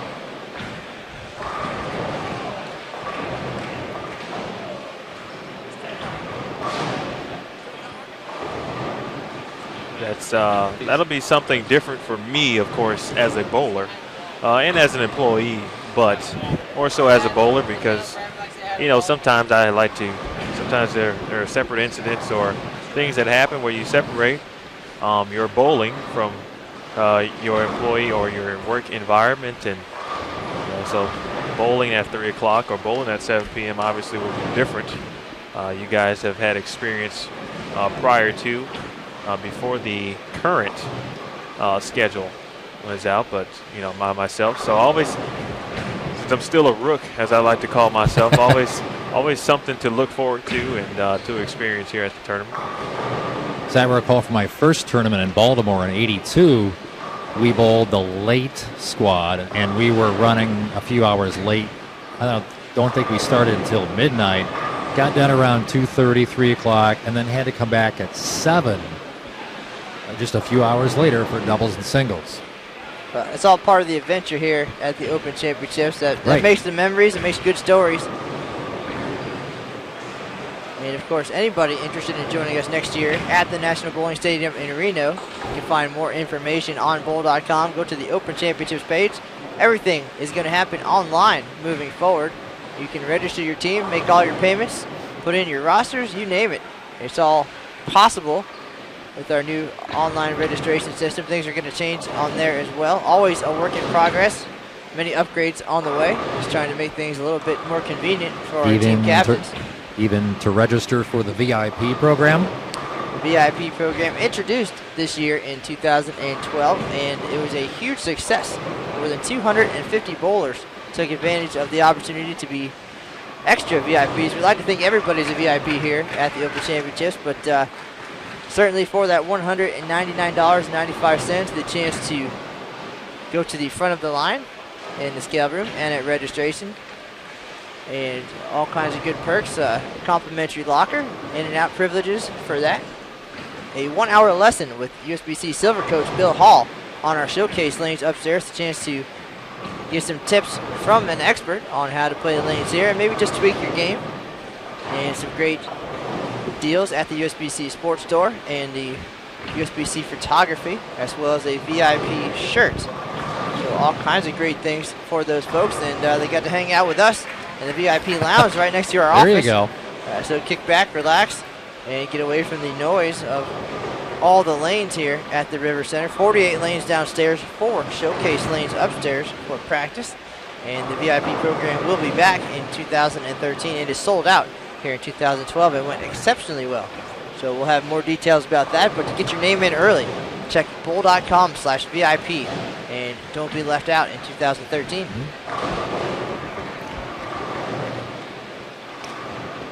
So if you want to be like Walt and be a VIP, sign up.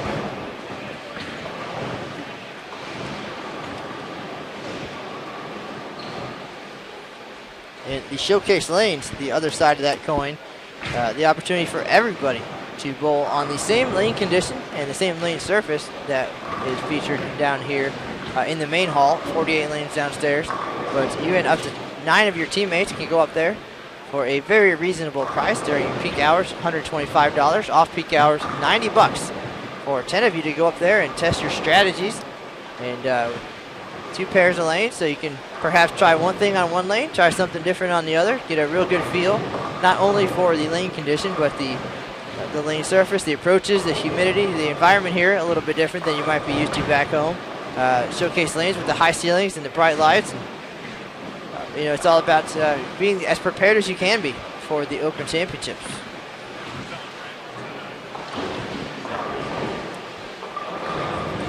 And some folks in the chat room curious about how the lane assignments are going to work for next year's tournament. And that's all part of the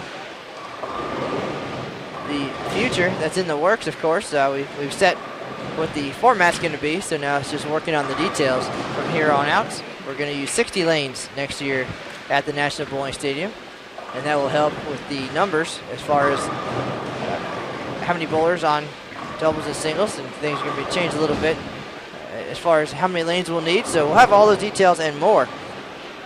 But right now, we're still 50 days to go in 2012, so we're going to focus on Baton Rouge and Armstrong Printing here on lanes 9 and 10 at the Baton Rouge River Center.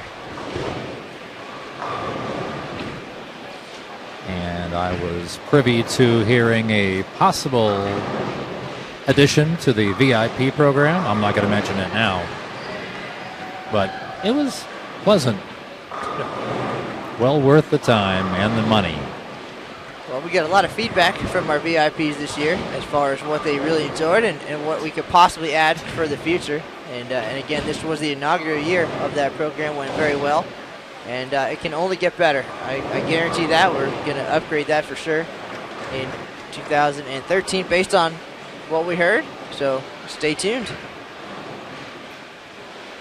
Let's take a quick look at the scoreboard. These two teams As we just saw Ronnie Horton Nation jump for joy off a three-bagger.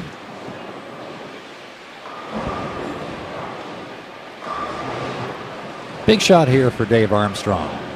Struggled a little bit so far. He's on a four-bagger. And by the way, it is called a four-bagger, not that other name. Sorry, Stoney.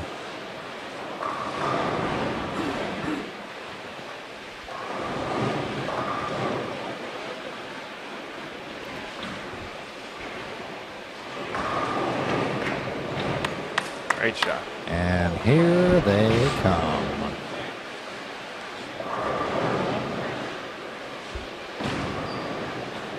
Ball looks very even and rolling. Doesn't do much until it gets to the spot, and even then it is not very violent. One thing I did find upstairs on the showcase lanes is it was hard to judge, at least online, looking at the pattern, how flat it played until we got the chance to go upstairs and bowl on it. Basically just had to roll the ball. Not real.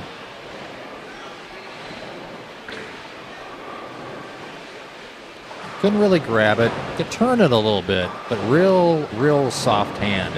Make sure the ball didn't lose too much energy too quickly.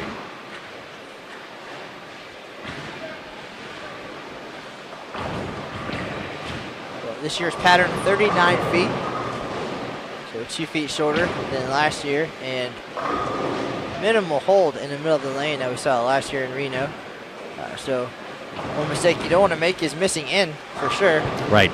And a lot of folks choosing to go with a little bit of surface to calm down the reaction of the ball as it leaves the pattern, at least early. Three guys on this pair, Rick Hara, Rick Thomas, and Dave Armstrong, can create hold with their hand, especially in the part of the lane that they're in right now. And those of you who saw the webcast on Sunday saw Liz do that. Now, for those who may not know what you mean when you say they can create that with their hand, how per se do they do that? Softer hand. Well, how I do it is I spin it, but using a slower motion rather than a sudden twist.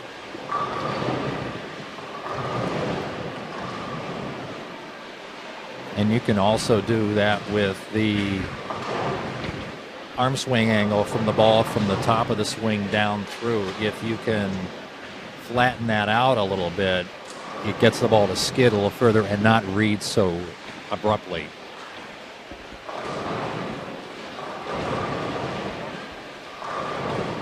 Crazy right-handers and your right-handed talk. You don't do that, man? I'm sure you can do that too, man. No, just throw it up 7. I know. That crazy lefty talk. Well, Doug Becker, the kind of the wild card here. We've seen some lefties struggle out here this year. We saw a couple lefties both fantastic. Matt McNeil, of course, our all events leader, 22.02. Shot 847 in doubles, and there's a lot of lefties coming in here wondering how in the world did he do that. Stephen Hardy, our 2002 all events champ, also bowled exceptionally well, and I know he gave Doug Becker some tips before he came in.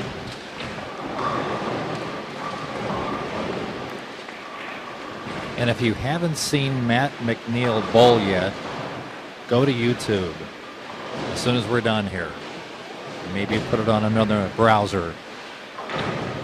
It's a very simple game, but he's able to repeat it a lot. He's repeated that for 3 years in a row now. Things clicked for him in 2010, and he's been unstoppable ever since. And the best thing is right now, he doesn't realize how good he really is. He actually came into the office this year before they even stepped on the showcase lanes to let us know that he'd get off the airplane and things just did not feel right. His arm swing was not feeling like he was hoping, and of course we didn't believe him. And he went out there and he said the minute he walked down center aisle, just everything fell into place. The butterflies went away, and he got out there and shot 792 in team, and clearly things were a lot better than he thought, and followed that up with a huge double set. So that's 3 years in a row. Very comfortable bowling in this environment, which you don't hear a lot from the 20-year-olds, from any 20-year-old. McNeil certainly has risen in the ranks here at the Open Championships very quickly, and kind of living a dream, bowling with the Linz Lakers, who he looked up to most of his life. You know, as a youth bowler, working in the pro shop, growing up, bowling centers, watching those guys. I'd say another guy that's pretty good too is Carl Feitek.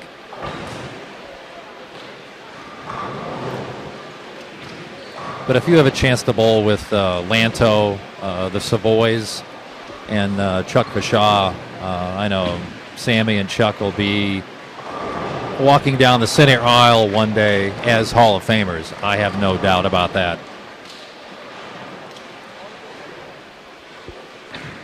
Those guys always a threat here at the Open Championships. Team All Events titles 2002, 2006, and the addition of Matt McNeil now only has made them better. And those guys had a pretty solid year this year and headed back to Reno next year. I'm sure looking forward to that very much, possibly with 2 titles. McNeil leading doubles with Charles Vashaw and all events. So we'll see how that holds up. Again, we're here till July 10th. So still a long way to go. A lot of great bowlers to come through. And I'm sure if Mark London has anything to say about that, McNeil will not be taking home another title. Well, that all events total is going to be tough to get near. Don't forget about John East in that Linz Lakers. Yeah. Well, you start to see teams, and I'm sure Matt can attest to this. Start to see them come in every year, you know, year in and year out, and they just come in and they go about their business. And you start to see different traits of the various teammates. And we talked a lot about the roles of the teammates or turbo 2-in-1 grips, and how each one is, you can tell they do something particular for the team. And I think that also speaks true for Linz Lakers as well. And I think it was more so evident this year because, you know, they did have McNeil, and although he's been a great competitor, he's a great bowler here, and he's done a lot of things at this tournament as of late. Of course, he was still relatively young, new to the team, not new to the environment, but new to the environment with them, with that group. And so, you know, to kind of watch them just kind of keep him in the moment, if you And will. it can be very intimidating bowling with guys that you've watched as a junior bowler, and all of a sudden you're with them.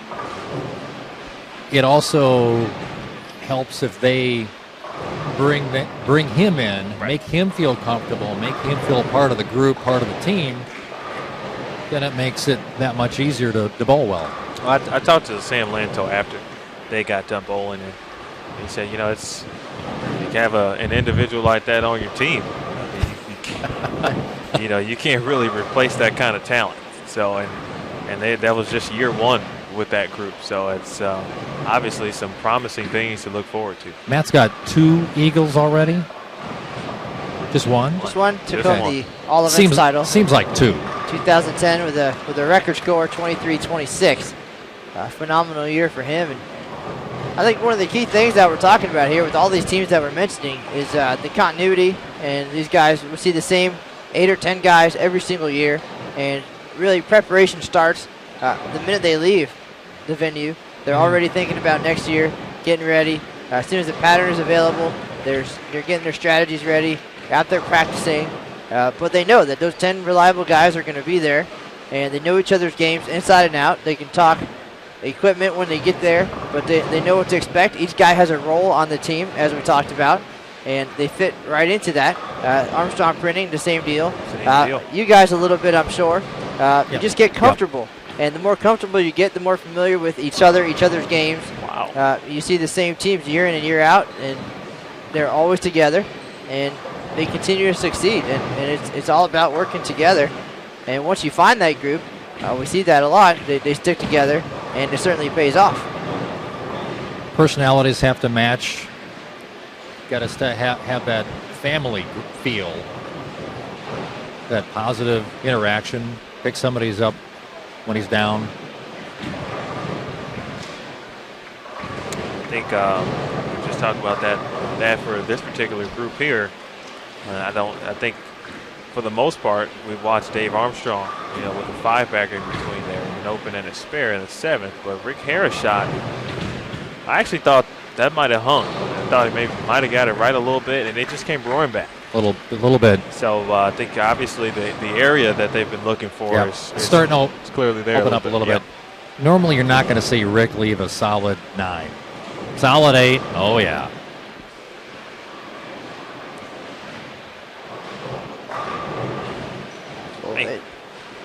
One of the things that you don't see a whole lot with these groups, unfortunately, is there's a lot of left-handers. And I know as often the lone lefty on the pair, I feel a lot of pressure there. I mean, I'm on my own, breaking him down. In McNeil's case, if he's got the look, obviously he can do nothing but help the team. He's got to feel pretty good. If he's got it, it's not going to change much. And then if you don't have it, unfortunately, the transition isn't there. The breakdown is a little bit tough, and you don't want to be that guy. You feel that pressure. You don't want to be the one that holds the team back, because the rest of the group is able to break the lanes down and play together, move together, and the shot's going to change and open up. And if you don't have it, then you kind of feel like you're hurting the team. And talking to Becker earlier, he knew he was out there all by himself in this group of 10. McNeil, in his case, of course, felt extra comfortable because Charles Vashtaw is a lefty. I believe they had one more in the group as well. So they had, at least, if anything, the opportunity to communicate a little bit about what they were seeing out there. And the ability to break the lanes down, secondary, of course, to that. But it's good to have some backup there to find out what's going on and talk a little bit, especially if you're struggling. And the lone lefties of these groups normally have a very strong mental game where they can handle that. That's probably a requirement. And they welcome that. Situation, don't you think? Again, boiling down to what do I need to do to get the job done? Get it done. Find a way, get it done.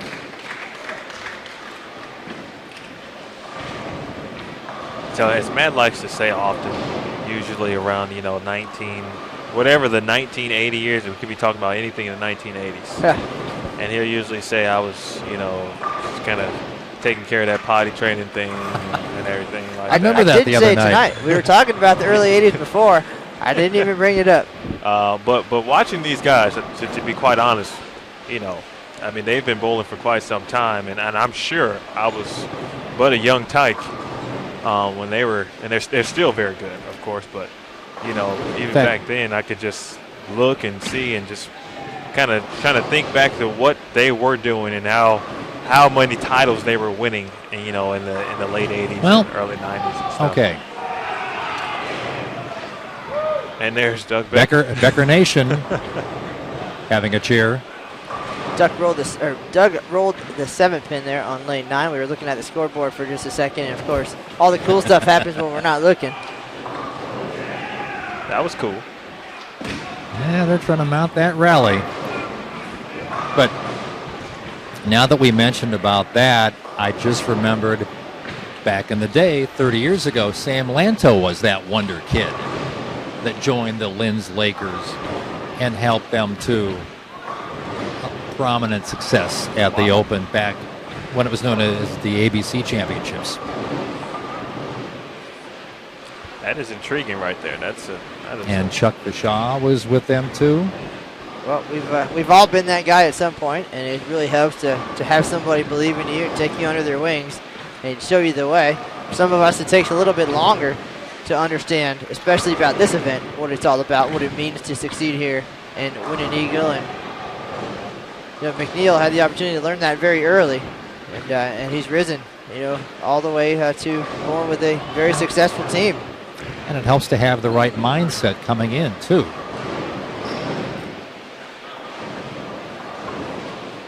Some folks looking for a Brett Wolf update. Those guys, Boulder Zone 3, 1,005, 980, their first 2 games. Brett tends to struggle a little bit in the team event and really turns it on for doubles and singles, as we've seen at least in recent years. We don't have his exact scores, but we'll definitely talk more about that tomorrow. We'll see him live on bowl.com at 6:30 Eastern, 5:30 Central, for doubles and singles here at the Baton Rouge River Center. As we talked about earlier here on the webcast, the transition, the lanes really start to open up at the end of game 2, as they are now for Armstrong 1 and 2. Armstrong 1 having a string of 6 straight team strikes. And there's 7. I think these gentlemen are starting to get more and more comfortable, of course. The personalities are starting to show on the lanes. So we didn't know if anything, these guys would be entertaining. They're entertaining in the chat room, and they're entertaining at home, and certainly we knew we'd get a good show. And as I told you a couple years ago, team is 3 hours of unadulterated fun. It can be just that much fun. And it's easy to forget that, and just to let that pressure get to you and want to do so well for your team.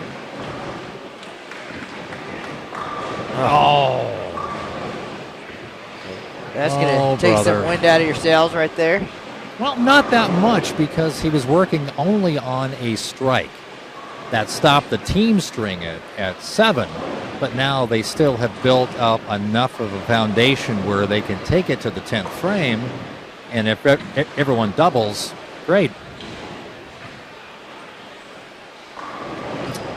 And for those of you scoring at home, Armstrong 2 is about at 8-11 with 1 bowler to go in the 9th. And after 9 full, Armstrong 1 is at 760. And of course, if you're just joining us, again, we thank you.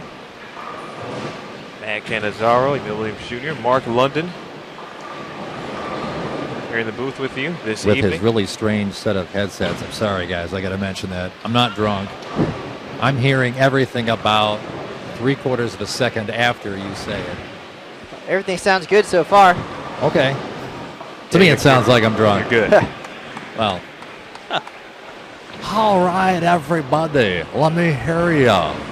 One. Sorry. Looks like some folks are going to bed across the Horton Nation, as they call it. No, it is late. It's now Thursday morning. Yeah, we do have to remember it's the middle of the week now. Our last 3 broadcasts came pretty much on the weekend, so folks were glad to stay up late with us. But again, if you're going to check out early, you can find the archived broadcast on youtube.com/BowlTV. That and much more, so don't miss out. And should anything else happen, of course, we'll keep you updated. Find us on Twitter. The quickest way, the fastest way to get headlines. And that is twitter.com. The handle for the USBC is @USBC. And of course, if you'd like to interact personally with us, you can interact with me on Twitter. I can be found at @EWJR. And then, of course, you can also find us on Facebook. Matthew Cannizzaro is a public figure, so he has a fan page, of course, because he's a celebrity. And it's at Matt Cannizzaro, that's USBC fan page. The USBC Facebook page also located as well, the Sport of Bowling. USBC. And so please join us for some social media conversation. And don't forget to subscribe on Bold TV, of course. Potential 246 for Denny Campbell as we take a look at the scoreboard. One gets away from him there, leaves 6, but nonetheless, a solid game. Like I said, if each guy doubles and he tripped the 4 on the first shot, that automatically loosens up the arm swing. If it's high, if it's light, if it's dead flush, you're going. You're going to have a good look at the fill ball.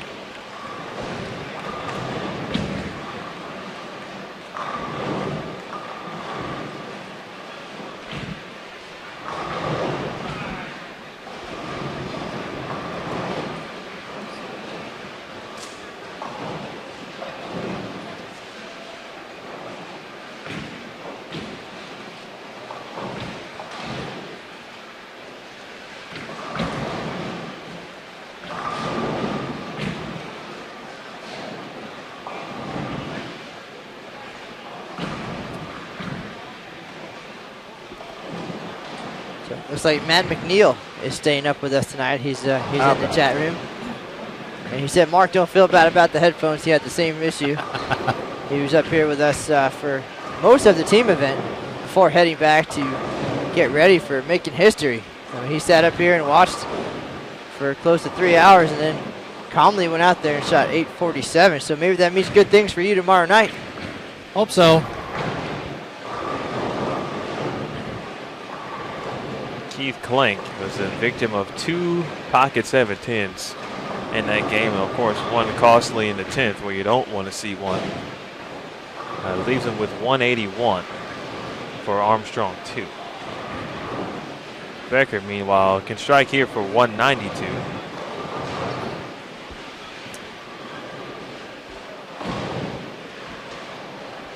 Kelly Plummer up on lane 9.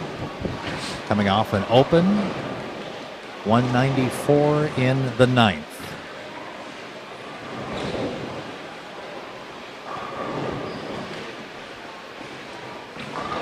Well, as we talked about earlier in the broadcast, these guys came in with a little bit different strategy.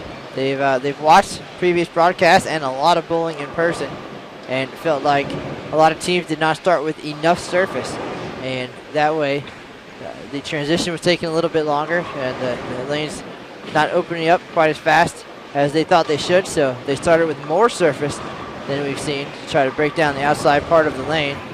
And that strategy did not pay off in game 1. Armstrong 1, 949. Armstrong 2, 999. So not a terrible start online with many other teams that we've seen, but not the 1050 to 1100 they were hoping for to get off to a strong start. So we've seen all kinds of different strategies. We saw other teams take plastic balls and play around 10 to 12 to carry down a little bit and create a little bit of hold, while other members of the group played outside to break them down. So kind of a dual purpose there. But again, as Mark, you mentioned earlier, it's all about what's comfortable for you guys and what's going to help you get the best out of your whole team. Using the skills and the talents of your group to the best of your ability. Not all the strategies are to work for everybody.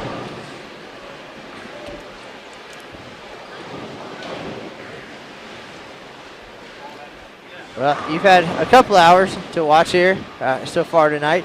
Anything changing as you guys move forward? You already had the practice lanes last night, showcase lanes, and now we'll hit those again tomorrow with some different equipment just to get an idea.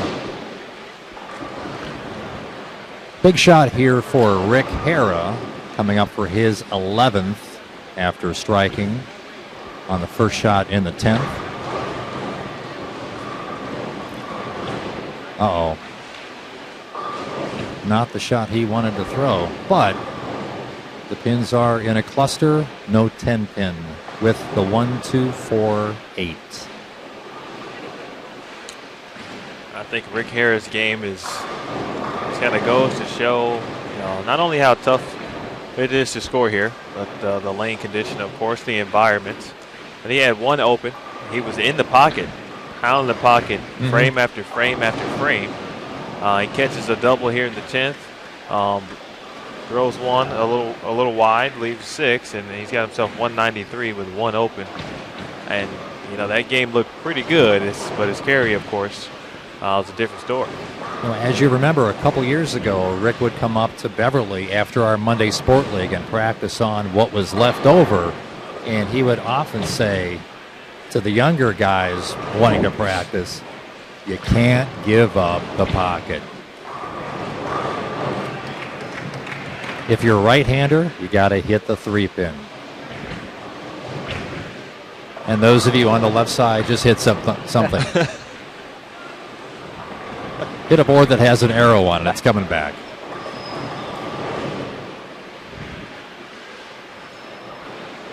Jeff Van Askus. High flush.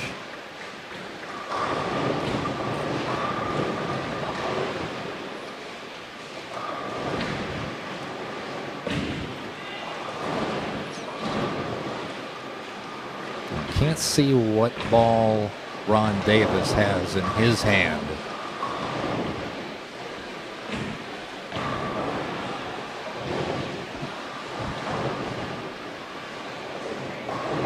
Mid-range ball, little high. Yeah, he knows what he did. Just got around it a little bit early. But just the 10-pin stance after having what could have been the big 4. Well, at this point, another good shot from Neskus. At this point, Armstrong 2 is putting together a couple nice games here. Of course, we've still got 2 bowlers to go for Armstrong 1. In fact, Ronnie Horton on the double. So first one in the 10th gives him 30 more. So still potential and opportunity for some score for both teams. Rick Thomas to finish things up for Armstrong 2. They've got a chance to punch 1050, maybe a little bit more as Van Askus finishes up. Yep. Nice little 5-bagger to finish that game. 216. Now Armstrong 2 setting the pace here on this pair of lanes, 9-10 at the River Center. And these guys, as they were talking earlier, a little bit older and a little bit straighter, a little more speed, and that seems to be the key here, at least so far through 2 games. And Armstrong 1, a couple of guys like to get in and hook it a little bit more, and things not going Big quite shot as here. well. As you mentioned that, I would like to have seen a video of the Nicholas J. Shop bowl. Well, luckily, we do have some footage on bowl.com. Those guys, of course, took the lead here March 5th. We caught their last couple frames on video and sat down with a couple of them afterwards. And if you walk by the photo booth upstairs, they are often playing that video of those guys. Great shot there by Horton.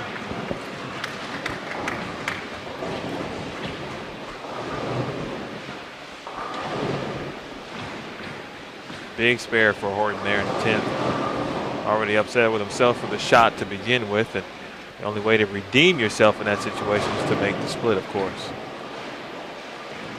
Doesn't help soothe the wound, but helps put a little. But he was heel upset off the approach, talking to Dave Armstrong, not at the foul line, not in the middle of the approach. He probably did something as simple as just grab it just a pinch, and that's all it takes. In that part of the lane, giving it away, as we've talked about tonight, there just isn't enough oil to hold the ball back if you miss it just a little bit.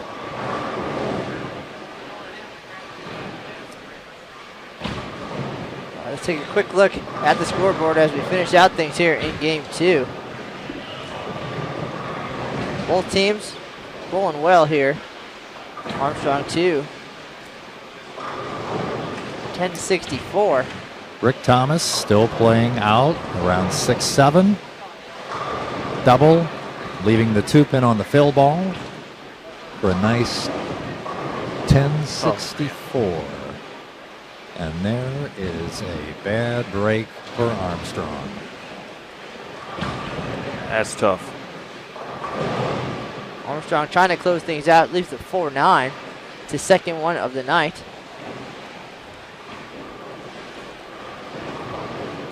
Of course, he can make his like Horton did. That'd be ideal, but another great shot. And again, not similar as to angle-wise, of course, from Rick Harris' shot one we mentioned earlier where he left the 9-pin. But his Armstrong's ball was online, and it got to the rangefinder and said, whoop. Look out.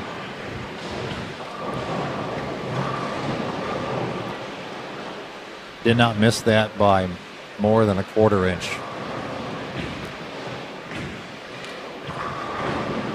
And so they end up with 10-27, two-game total of 1976. Armstrong 2 at 2063.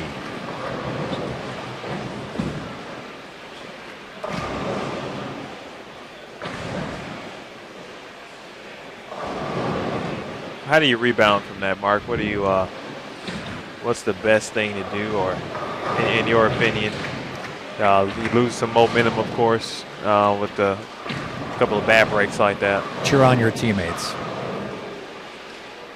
That's the easiest way to get rid of the sting. It's still going to be there for a little bit, but you take enough of it out where you can still give yourself the best chance to throw a quality shot coming out of the blocks. And that helps too, as Doug Becker comes right out with a strike. And he yelled, "Too bad."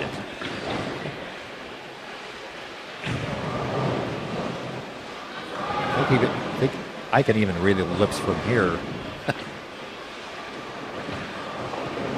Keith Kling coming off a pair of pocket 710s. Again, strike in the first frame. Well, this is where it has to happen. The team lead, a distant dream at this point, but still a good start towards team all events. So that number pretty sizable as well, 99.54. And that, of course, the 45-game marathon. So these guys trying, of course, for a big team finish, but to put themselves in position heading into tomorrow. And I believe they bowl at 11:30 p.m. So they're going to be spending the evening with Emil. And I'll be here to read all about it the next morning. And they'll get to quiz us in person on our team quest tomorrow night.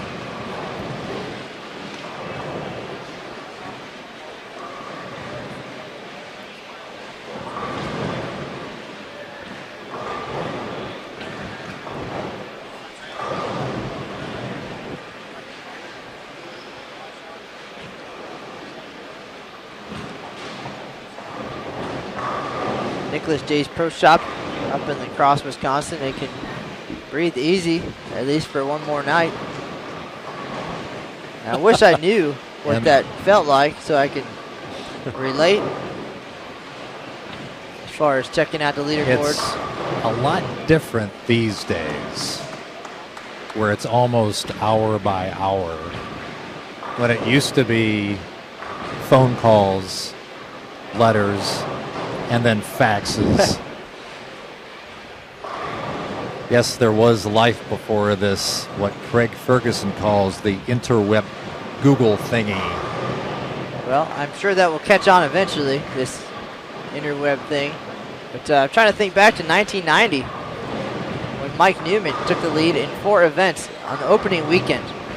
And even back then, the tournament lasting 100-plus days.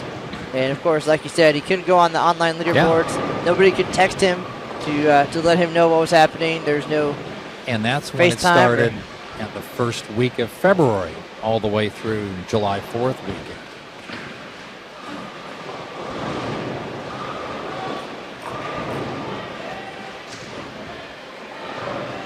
Nine bowlers, 9 strikes. You know, I'd almost have to think that it might be a little easier to deal as far as the psyche is concerned, because there's no way to know what's happening, and so you can't really worry about it. They're still loose.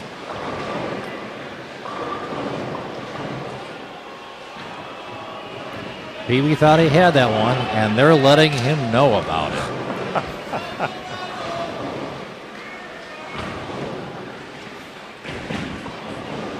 And it's been 4-pin or 4-9 for Dave Armstrong tonight.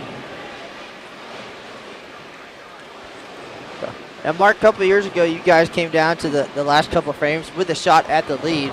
No boy. These guys now, in Game 3, the lead not a possibility. Or, well, mathematically it's a possibility, but not necessarily likely at this point.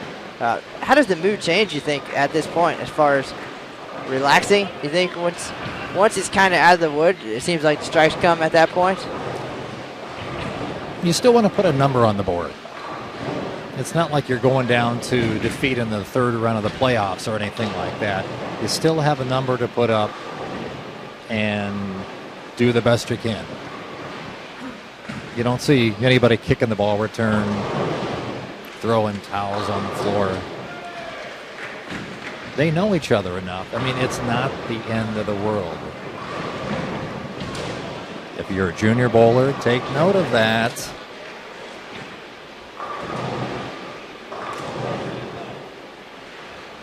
Speaking of junior bowlers, how about that transition? A great opportunity coming up this summer for all up-and-coming junior bowlers looking to bowl in college. We have the high school combine at the ITRC down at USBC, the International Bowling Campus, the International Training and Research Center. All of the high school bowlers welcome to sign up for that event. Come down to Arlington and get to test your skills and measure your skills against high school bowlers from across the country. College coaches will be on hand to take a look, and a really good opportunity. You get to go out there and they'll test your skills in the weight room and your conditioning, see how you fare on the lane as far as spare shooting, handle different conditions, of course, and then in the classroom to see where your mental game is at. So for more information about that, check out bowl.com. The deadline to enter is June 1st, so don't miss out, especially if you're looking to learn more about college bowling, you want to meet some of those coaches, they're going to be there. That's the place to do it. College bowling has certainly grown a lot in recent years, especially. Programs springing up, NCAA bowling now, big on the women's side. So don't miss out on an opportunity to bowl at the next level. And of course, the coaches, the one opportunity, or one of a few, to see what's out there. Another opportunity is Junior Gold and the USBC Youth Open Championships, also this summer in July. And through various tournaments, there's scholarship money available. Even in colleges these days. Much more than the 6 institutions that were offering partial scholarships back in the late 70s.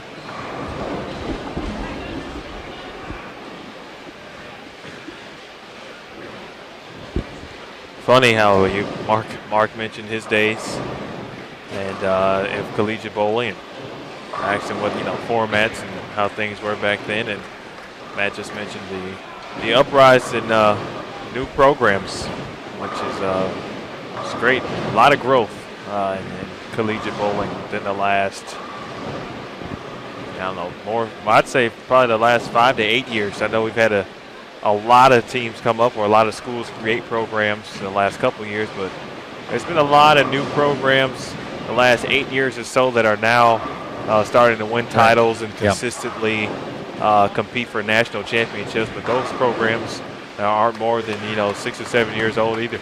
Smaller schools, but a lot of interest. Yep. And the right people coaching, the right people helping to run the programs, big help. I know Lindenwood is just over a decade now, I believe. And a little past a decade, 1998, 99.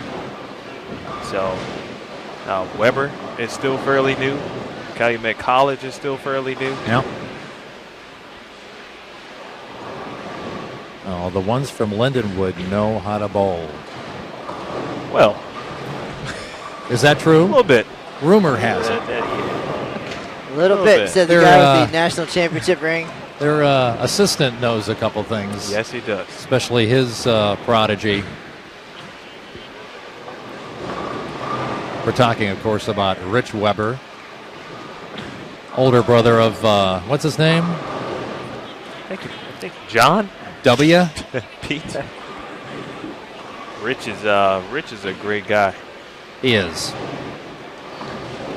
Rich is a great guy, and staff there, Coach Randy Lightfoot, Coach Phil Vida. I don't think many people may not even know that Rich was a part of the coaching staff there, but indeed he is. So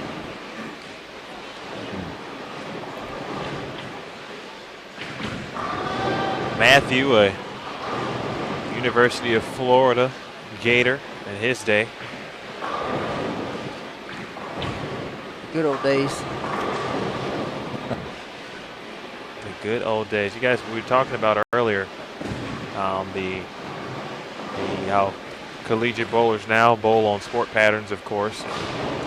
The Brunswick Southern Classic, I believe is the name of it. I'm not sure if it's still sponsored by Brunswick, but in Atlanta. I know Matt has sure competed there several times, but I was always one of the tougher batters that I saw as far as tournaments go on the weekend, as well as the blue and gold. Yep. Which is usually held in South Bend. That was always a pretty tough event as well. Brunswick Southern always came early in the year for us, typically October, November, and I might have to disagree about the toughness of it. Yours truly found his way onto the all-tournament team there once, so it couldn't have been that hard. If I'm making the top 5. All-tournament, even from your side of the lane, that's all right. So we, well, as you say that, St. John's, very lefty-heavy back in those days, bowled exceptionally well at that event, so maybe that was it. There's the explanation.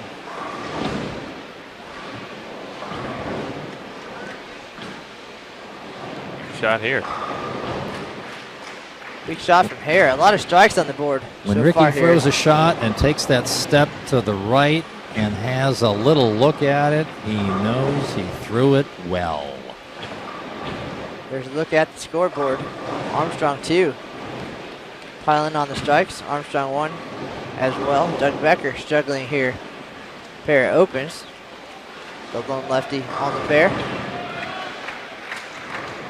I would not be surprised to see either of these two teams break 1100 this game, because we really didn't see the transition allow the shot to open up until mid to late game 2. That wasn't what we've been used to seeing. Of course, usually 1100 is just about been guaranteed for most teams in the second game, but it took a little longer in the second game for this team to do that, and right now they seem to be where they want to, and the lanes are cooperating. So the way they're looking, 1100, maybe 1200 is not out of reach. They keep throwing shots like that. Ron Davis now with 3 in a row to match Kelly Plummer. Rick Thomas going to step up, see if he can make it 3.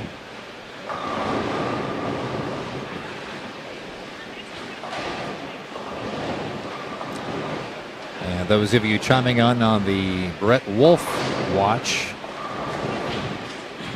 bowler zone 3, 1005, 980 after the first 2, 518 at the end of frame 6 in game 3.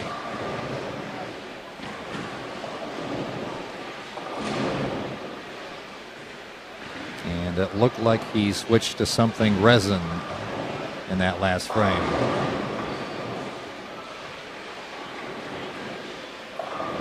Last year I felt like a Hall of Famer. I got to beat Brett in the team event. We bowled on the same day. So I felt like if I could keep up with him, at least for a little bit, it was going to be a career year. It certainly was for me. I did have a career best, and of course he added a 300 game in singles on the way to a solid effort to maintain his high average status here 3 and 4 years. And I don't expect anything less tomorrow on the broadcast.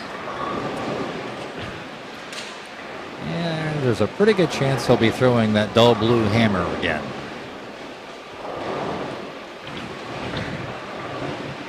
Well, Old Faithful, everybody has one. Mark, what's yours? Got a couple of them right now. One of them is in a Brunswick Wild Thing, pinned right in just below the bridge. Fairly nice, even roll. Similar layout for a Brunswick Siege.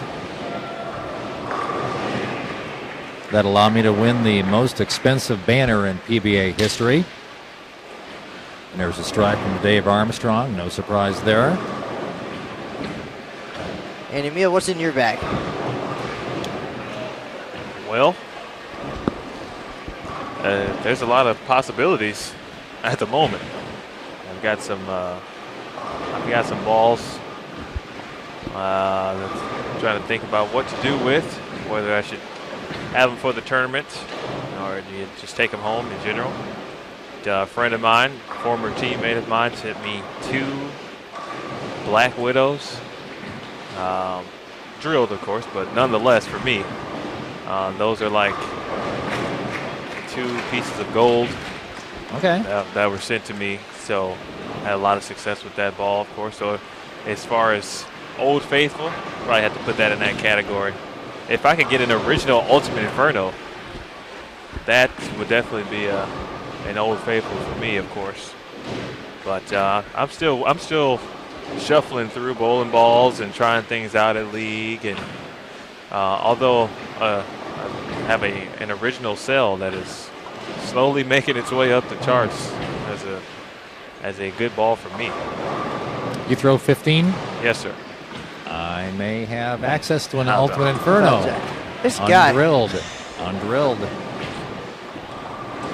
Emil's got the genie lamp. Last year he's up here talking about Popeye's chicken and he's getting hungry, and then we get done with the broadcast and there's some sitting on his desk in the office. You should have said Portillo's. Oh, well, I you know that. I knew I wasn't at home, so it's, you know. Hey, Popeyes is a reasonable I told Dave he didn't bring any pizza, and you didn't either, for that matter. Well, okay, but you not moved. much pizza. That's okay, from I forgot. Mexican places everywhere. Forgot about that. Homemade Mexican. Now I'm gonna have to get on DeAndre. She came and went and lives in the city.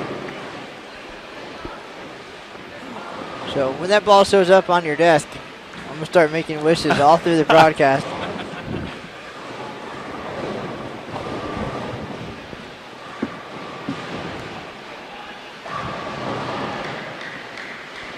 The strike's continuing to come here for Armstrong, too. Another great shot there. Kelly Plummer, front 4. Take a quick look at the scoreboard.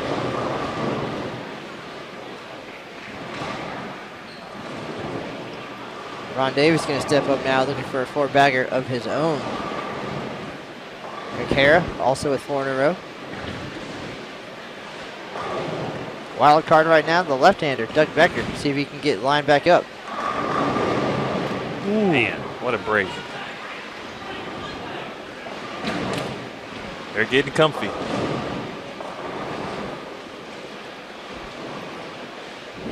You know the ball roll is good when you get that mystery pin popping out the 8 as the ball goes by. I tell you were dead on about Ron Davis, Mark. Your assessment of his ball underrated earlier, and I mean, again, they've all had some carry issues, of course, but he's been in the pocket all night as well.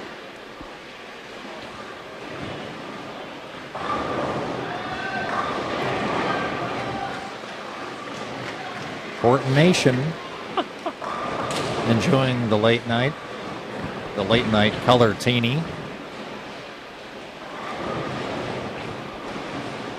And if any of you know where that is referenced from, besides my earlier appearances on Extra Frame, more power to you, my friend. Oh, a little wide. Come on, look out. Ooh.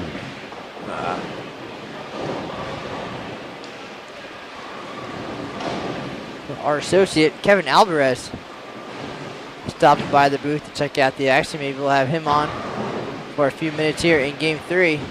He's our local part-timer, student at LSU, getting his master's degree so he can take over for us someday.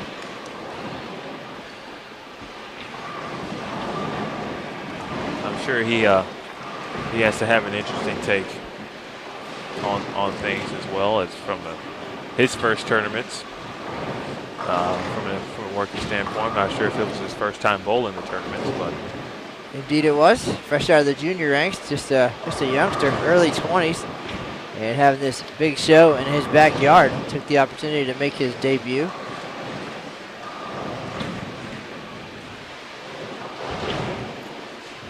Would you like to ask him in person? Well, we'll have him jump in a little while. I think it would be my headset I'm going to give up. Everybody's glad to have you on tonight. Everybody's saying hi, checking in from all points in your career. As a matter of fact, Camden Rokita said hello a little bit earlier.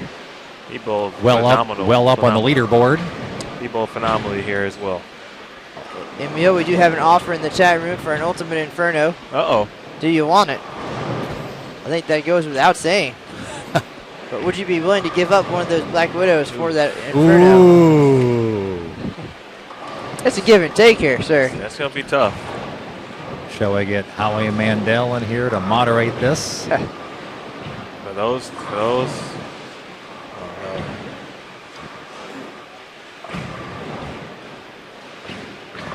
I guess the question is, what is it worth to you? Well, because I value the person that gave them to me, I would have to keep them both. And if I didn't use them, then I would give them back to him first.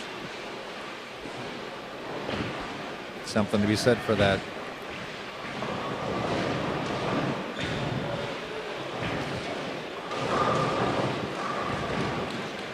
Too bad you had a taker. I know it. But what I thought long and hard. What price really would you quickly have to pay? Well, that was actually the last non-ebonite ball that I threw. Really? Back in 2005. And I have no idea where it is, so sorry.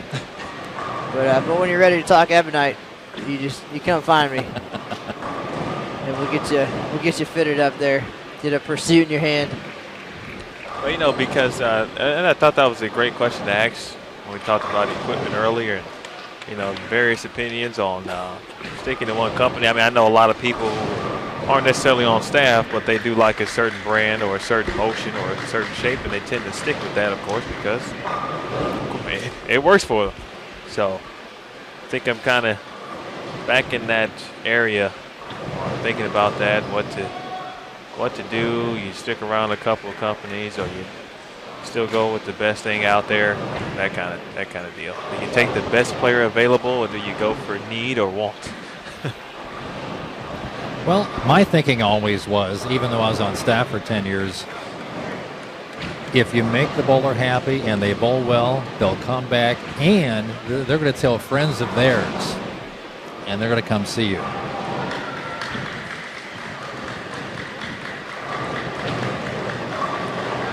Well, Emil, I think at this point, at least, I might be looking a little bit in the direction of Mike Sadie. I'm going to do whatever he did. Do it. 1900, 17 years in a row. He's doing something right. And that's not an advertisement. Although I'm sure Matt McNeil's probably sold a couple balls over the last couple of years as well. Hey, Matt, tell Carl I said hello.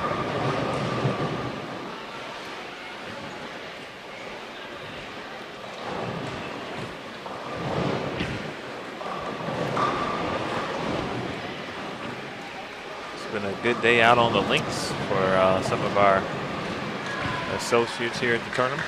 That golf outing, the annual golf outing. Looks like they're just returning. Going to checking out Armstrong Printing.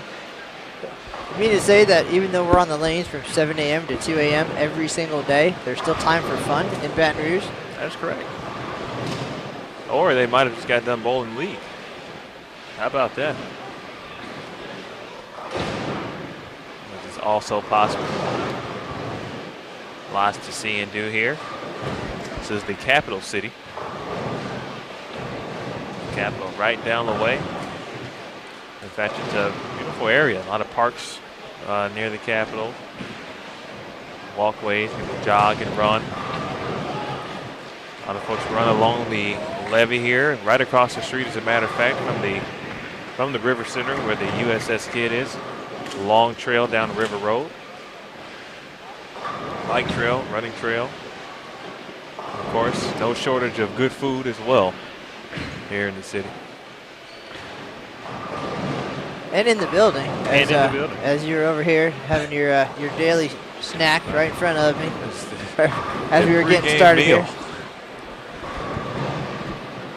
So what you're saying is Dave Armstrong did not have any shortage of things to do and see in his 9 days here in Baton Rouge. Mark, what have you guys been up to outside of the venue? Had a chance to bowl the BTM this morning. We just got in last night, so we came here to watch the team last night, bowl today, and then take care of the showcase lanes, and then this. Haven't done much yet. How long are you in town? Until we'll probably leave Saturday morning.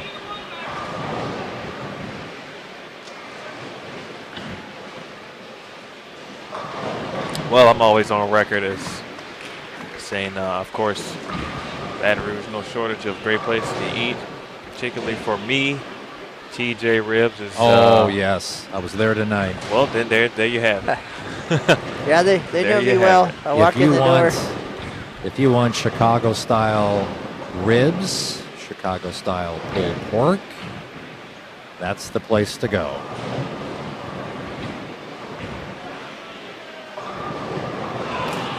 I think their stuff is so good that it doesn't even need any. It tastes like whatever you want it to taste like at that particular moment. It is quite delicioso.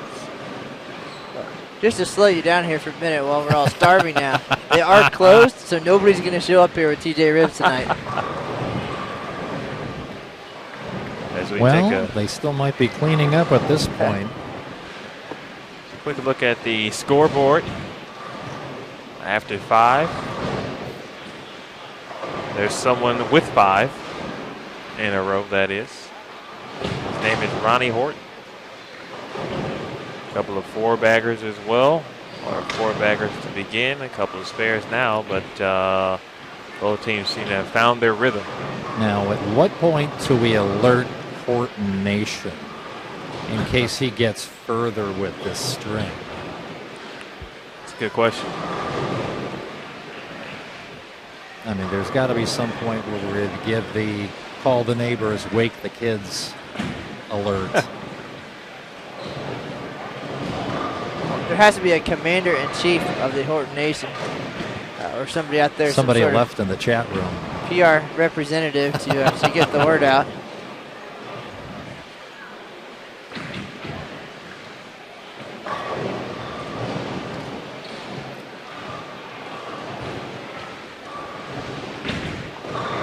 And no, we are not representatives of the Baton Rouge Chamber of Commerce, but we certainly appreciate your hospitality. The city certainly has rolled out the red carpet for us.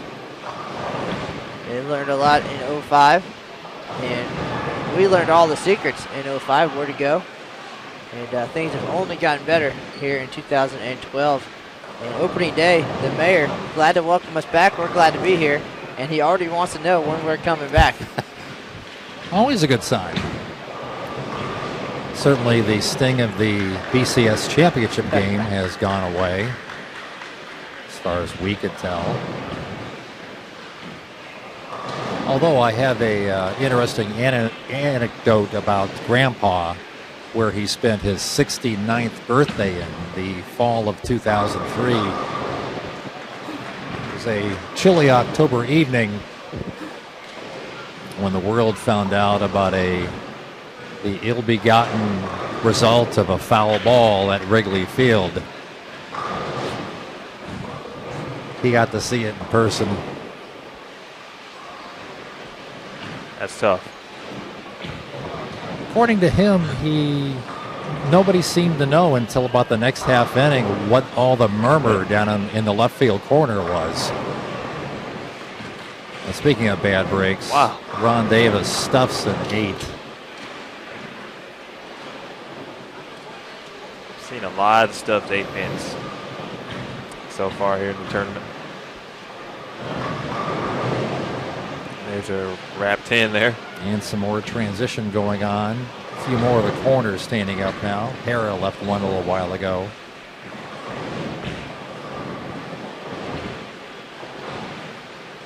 The number they're chasing, of course, 3401, Nicholas J's Pro Shop 2, La Crosse, Wisconsin. Group of youngsters, 2 solid teams. Actually, at the time, first and second place. And Nicholas J's Pro Shop 1 hanging around the top 20 still. 3401, a huge number here at the 2012 Open Championships. A lot of great teams coming in and realizing the magnitude of that achievement. And these guys right now trying to make a good run, put them in a good place for team all events tomorrow. I don't think they have any guys over 30. And honestly, I don't recall the last time we've had a team champion do that. I think the oldest gentleman, and I'm not sure by any means, but maybe the captain and the game who put together the game plan and team rally around is Nick Heilman, if I had to guess, or Andy Mills, one of those two.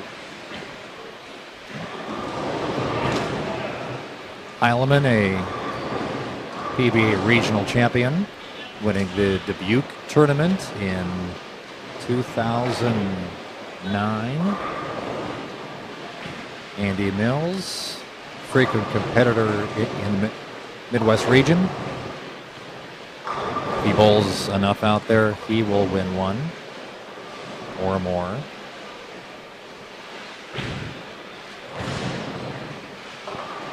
Horton with the front 6. Got the tickler to go in the 6th frame.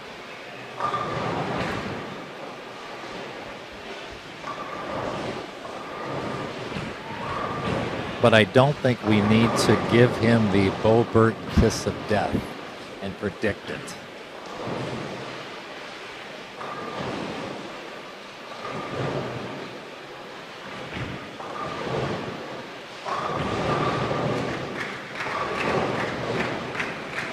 Great shot from Becker there. Doug Big Becker. double. The lone lefty struggling here in the early part of game 3. Been through a couple of balls.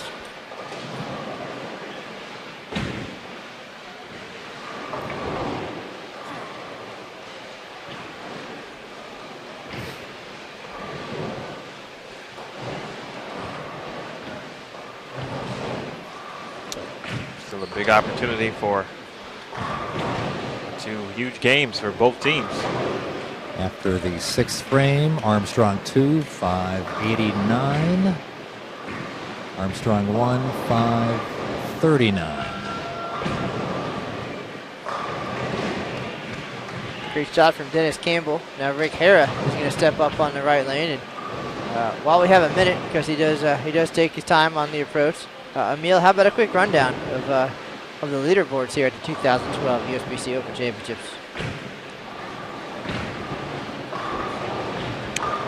All right, guys. Well, as we talked about before, regular team. Nicholas J's Pro Shop, 3401 from La Crosse, Wisconsin. 5th place, Lanes Lakers 1, who we've also mentioned this evening, from Minneapolis, with 3278.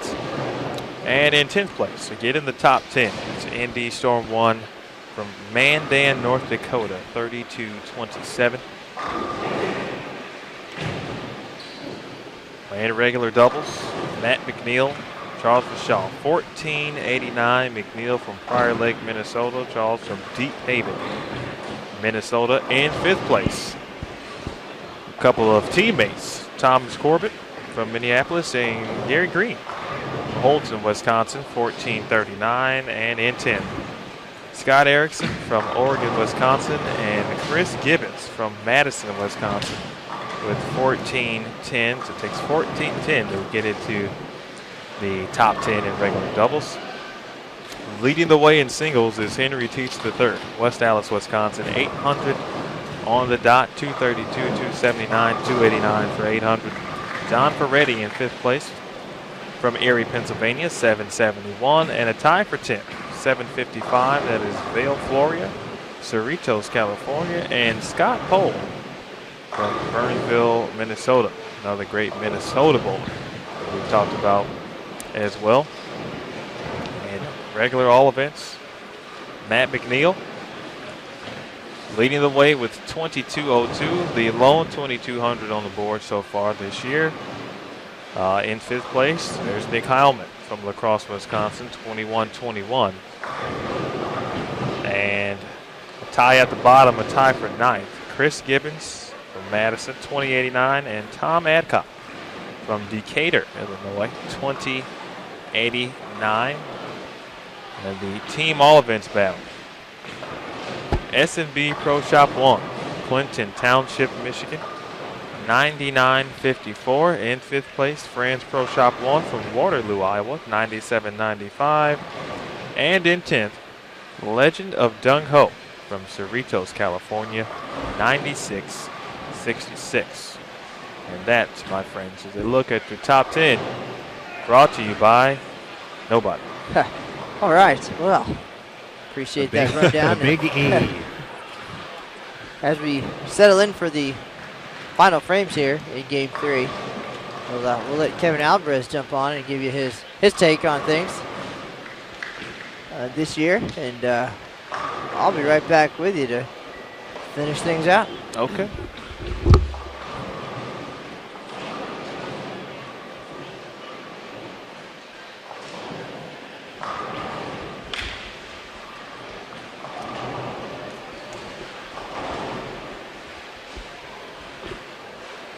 All right, Dave Armstrong. Man, another 4-pin. Every time I look up, Dave is either left a 10-pin, a 4-pin, or something with the 4-pin in it. Every time he tries to get the little more angle, it's a 4. If it goes in there a little flat, it's that pesky 10-pin again. And let us welcome in our colleague. His name is Kevin Alvarez. Kevin, a graduate student at Louisiana State University, LSU, of course, right here in Baton Rouge. He's been helping us since right at the very beginning of the tournament. Kevin, first of all, Kevin, this is Mark London. Mark, this is Kevin. We met last night. Okay. Well, we've got a... Yeah, he kind of walked in. He was looking for y'all. Told him y'all were off last night. Well, there it is. That's why you're here. Kevin, what's happening, sir? Give us a little take on how things have been for you. Not only as an employee here, but as a bowler, first-time bowling as well. But what have you seen? What's been a favorite part of the tournament for you so far? Well, I really wouldn't consider what I did to be bowling. Wasn't up to par from what I'm used to, but it was still enjoyable to be able to come out here, my first tournament, actually be in Baton Rouge. And it was an easy trip for me. Hoping to go next year to Reno. My dad's setting up the team, about to schedule it up and everything. But also being able to work here, I've just been able to learn so much between you and Matt. It's truly helped me out, and it makes me realize that media relations is something I would really be interested in if bowling and other things don't work out for me. Now, what's a career choices or goals that you have, or do you have, we should say? Well, ultimately, I want to say about high school, I was the manager of our high school basketball team, and the coach there really took me in, and he brought me to enjoy the game of basketball, and ultimately I really would like to become a basketball coach, and if not, I would probably settle with media relations. You could settle for a career in media relations. Yeah, it's really been enjoyable. Now, what have you found over your experience here, although brief, that has surprised you the most that you may not have known existed at all? Well, up until a couple of years ago, I've really actually never heard of the Open Championships until my dad really started talking about getting me to join his team, even though he never would let me come because they would always come during school. But just being able to come out here and meet all these wonderful bowlers and actually get to know everybody else from around the country who bowls, because I did bowl at LSU, but we didn't really go to too many tournaments out of besides Texas and a couple of Tier 1 tournaments, but being able just to meet all these bowlers from around the country is just wonderful. Have you seen some of the guys you bowled against in college come through here yet? I've seen a couple. There was a couple from West Texas A&M, I think a couple of months ago. But other than that, I haven't really seen too many of them, but know they're out there. What has been some of the, if you have a favorite moment thus far? I know you've wrote a lot of stories for us and talked to various people around the country as well, various accomplished bowlers. Anybody in particular you were happy to meet, look forward to meeting, and had that opportunity?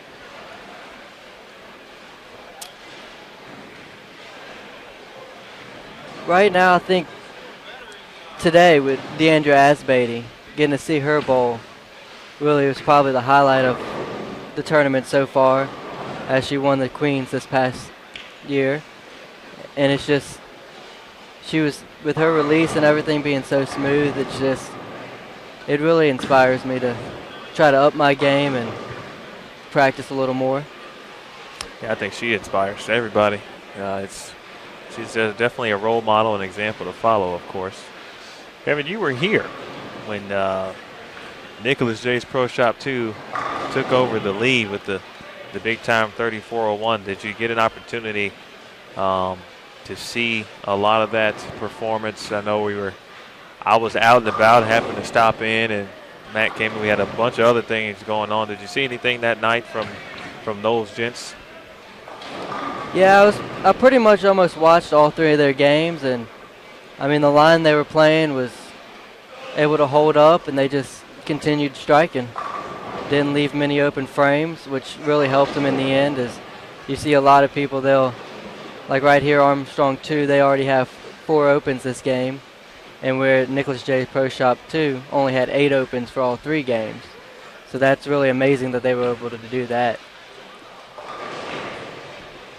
Anything else you may be looking forward to as the tournament winds down? I know you're from the city, of course, so everything that you see maybe on a daily basis is quote-unquote normal for you, as opposed to myself or Matt, who are not from the city. But anybody you're looking forward to seeing, or just anything in general from a media relations standpoint?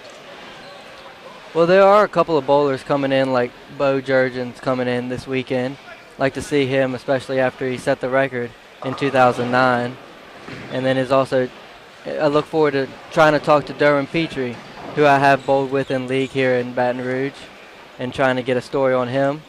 Hopefully he'll be able to do that, but just up-and-coming bowlers, trying to see as the tournament winds down, there's fewer and fewer of the big-name bowlers up on our board upstairs, but still being able to hopefully find that one person that can find the magic on the lanes and be able to enjoy that first-time success. One of the best parts about the tournament, of course, you never know when something can happen, and you never know who it may be. It may be a relatively unknown as far as a national audience is concerned, but nevertheless somebody who can get it done. There's Dave Armstrong up on the left lane, still struggling to get the 10 out. Nonetheless clean, however, he's been in the pocket again all game. That's the one thing we've seen, Mark. These gentlemen have not had trouble getting to the pocket. No, not this group. No way. They pretty much pitch a tent and live there.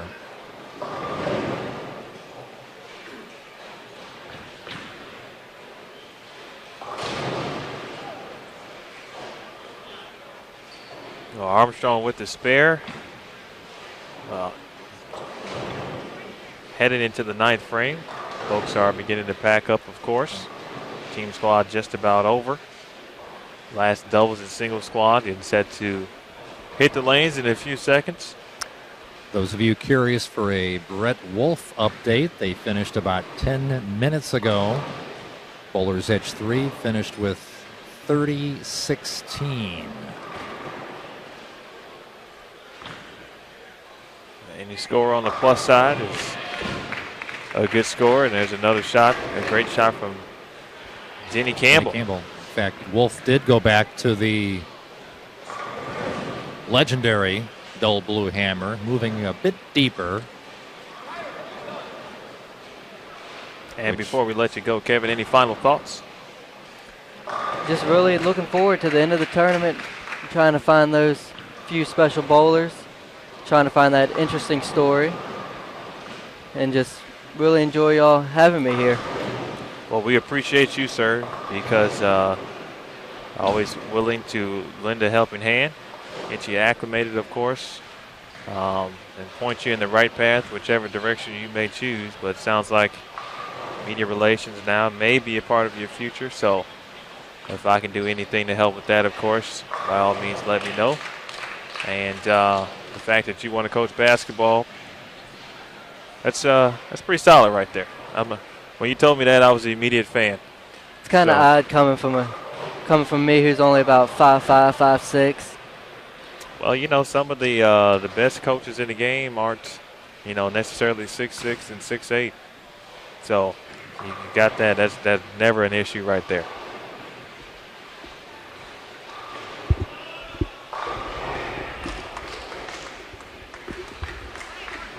All right, Kevin. Well, thank you, sir, and we will have Mr. Cannizzaro back on in just a sec.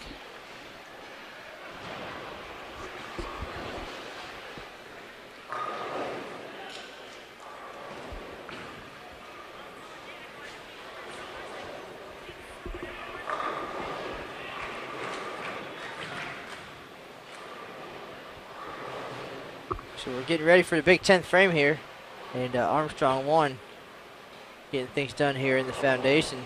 4 for 4 as Armstrong leaves the 6-10. Ron Davis up on the left, started strong with a 4-bagger here in game 3, but has not struck since. But he's back on track, looking for a big finish as well. Davis 197, 202 so far tonight.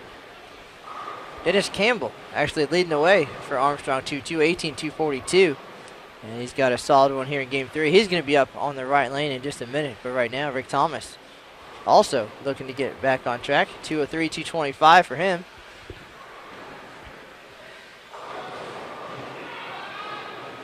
Gets the 7 out, but the 10 won't go. So 9.5 on that shot. Unfortunately, he'll be shooting a spare here.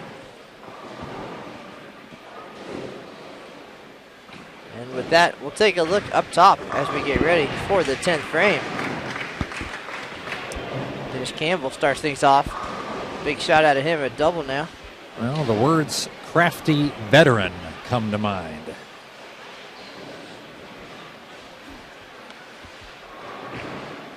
But that first strike in the 10th assures him of a clean game.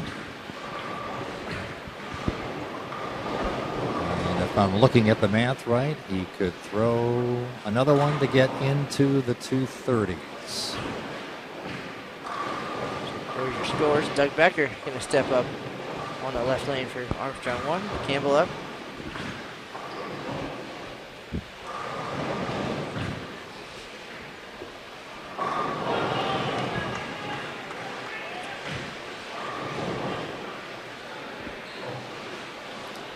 Just that little gentle movement.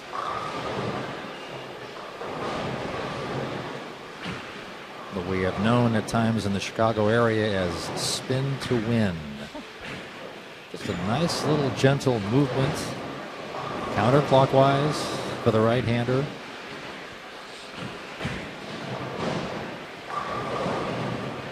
Doug Becker, not the way he was hoping to finish. Seemed like things were falling in place here at the end of game 3. He's the 6'8" in the 10th. He's got 208, 191.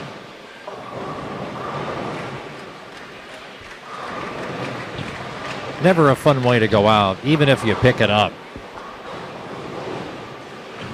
and strike on the fill ball.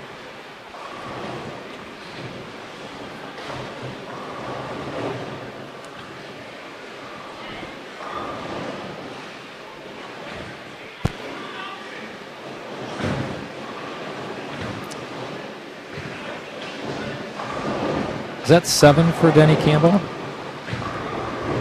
36 was game 3. 696.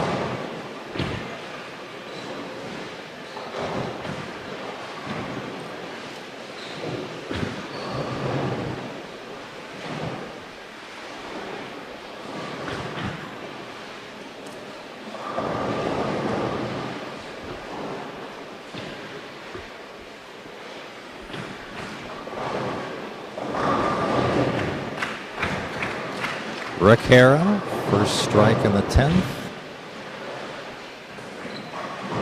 He could go off the sheet for 58.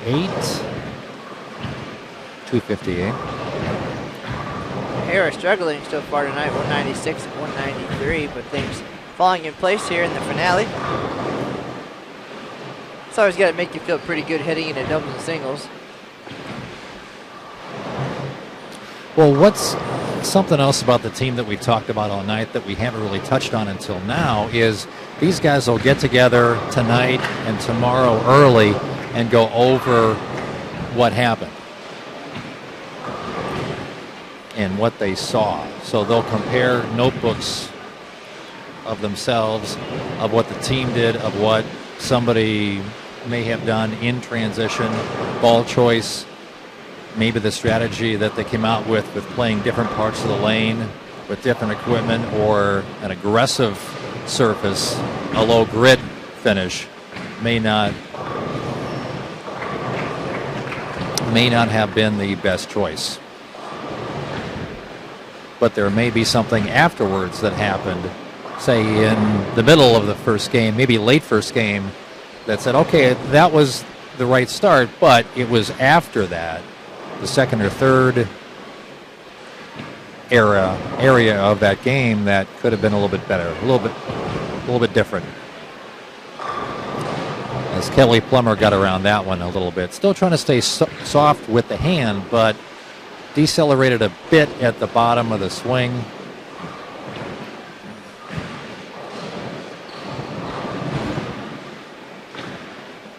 Van Iskis up now on a 3-bagger, a little wide.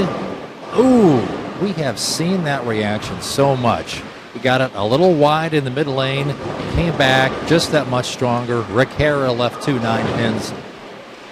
Oh, well, that'll give you a flat tire. And the first shot in the 10th, trying to keep the momentum of that 3-bagger going.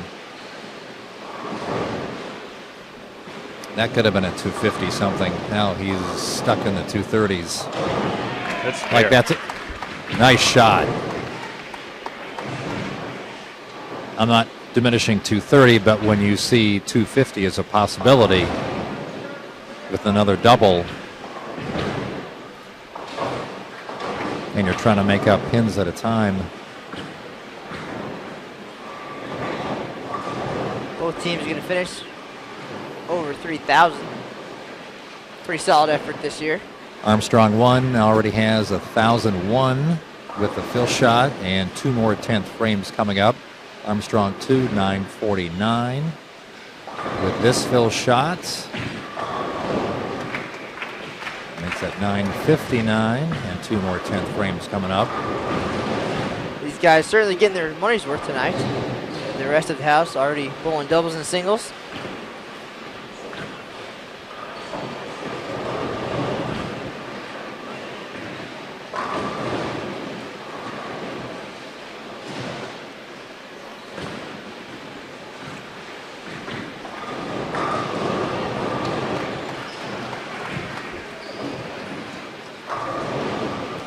Shot from Davis again.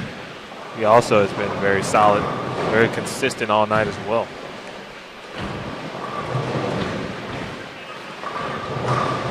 His scores may not look it, 197-202, but I'm not sure if there was a shot he missed the pocket.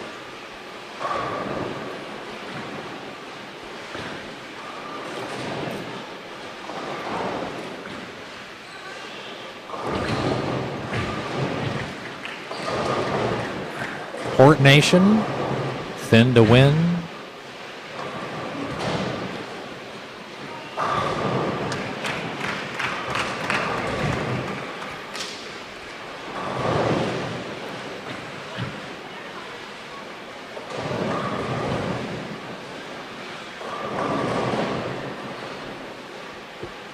Another striker will give Ron 236.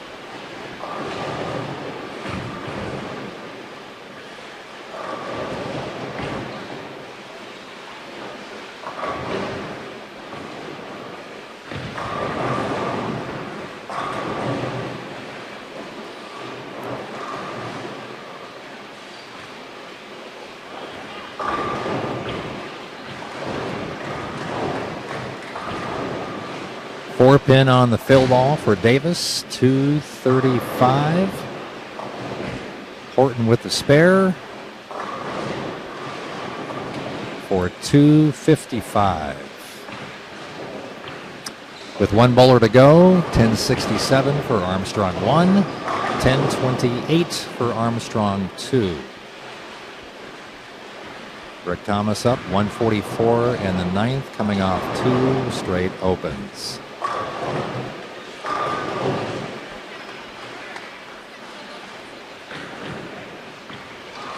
Carey. Hey, here we got one.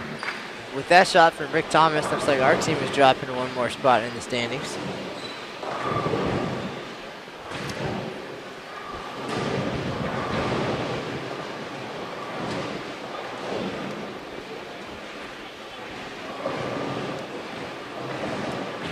Dave would love to have another one right here. Rick gets another one though.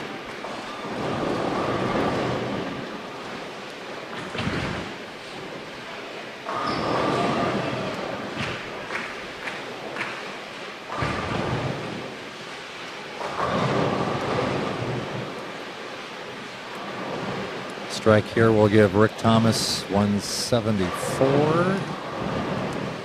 And a 9 count will give them 3,100. There's a strike.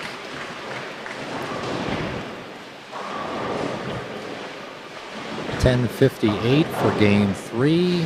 31-21 for Armstrong 2. 201 for Dave Armstrong. 11-13. 30-89.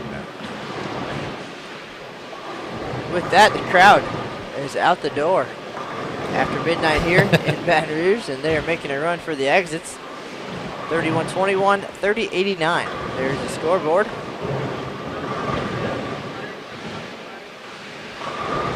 That's about going to wrap it up for us tonight. It's a tough battle out there tonight, but good to see those guys flourish during the last game and kind of stick with it and reap some rewards at the end there. Sticking with it, again, not giving away the pocket, bowling smart. You just don't, you can't hit the 3-run homer all the time. Right. Sometimes you have to go one station at a time. And you as a White Sox fan should know that from that guy who used to be your manager. About that. Station to station. Mark, it was a pleasure. Thanks for having me up here. Glad my voice lasted for 3 hours.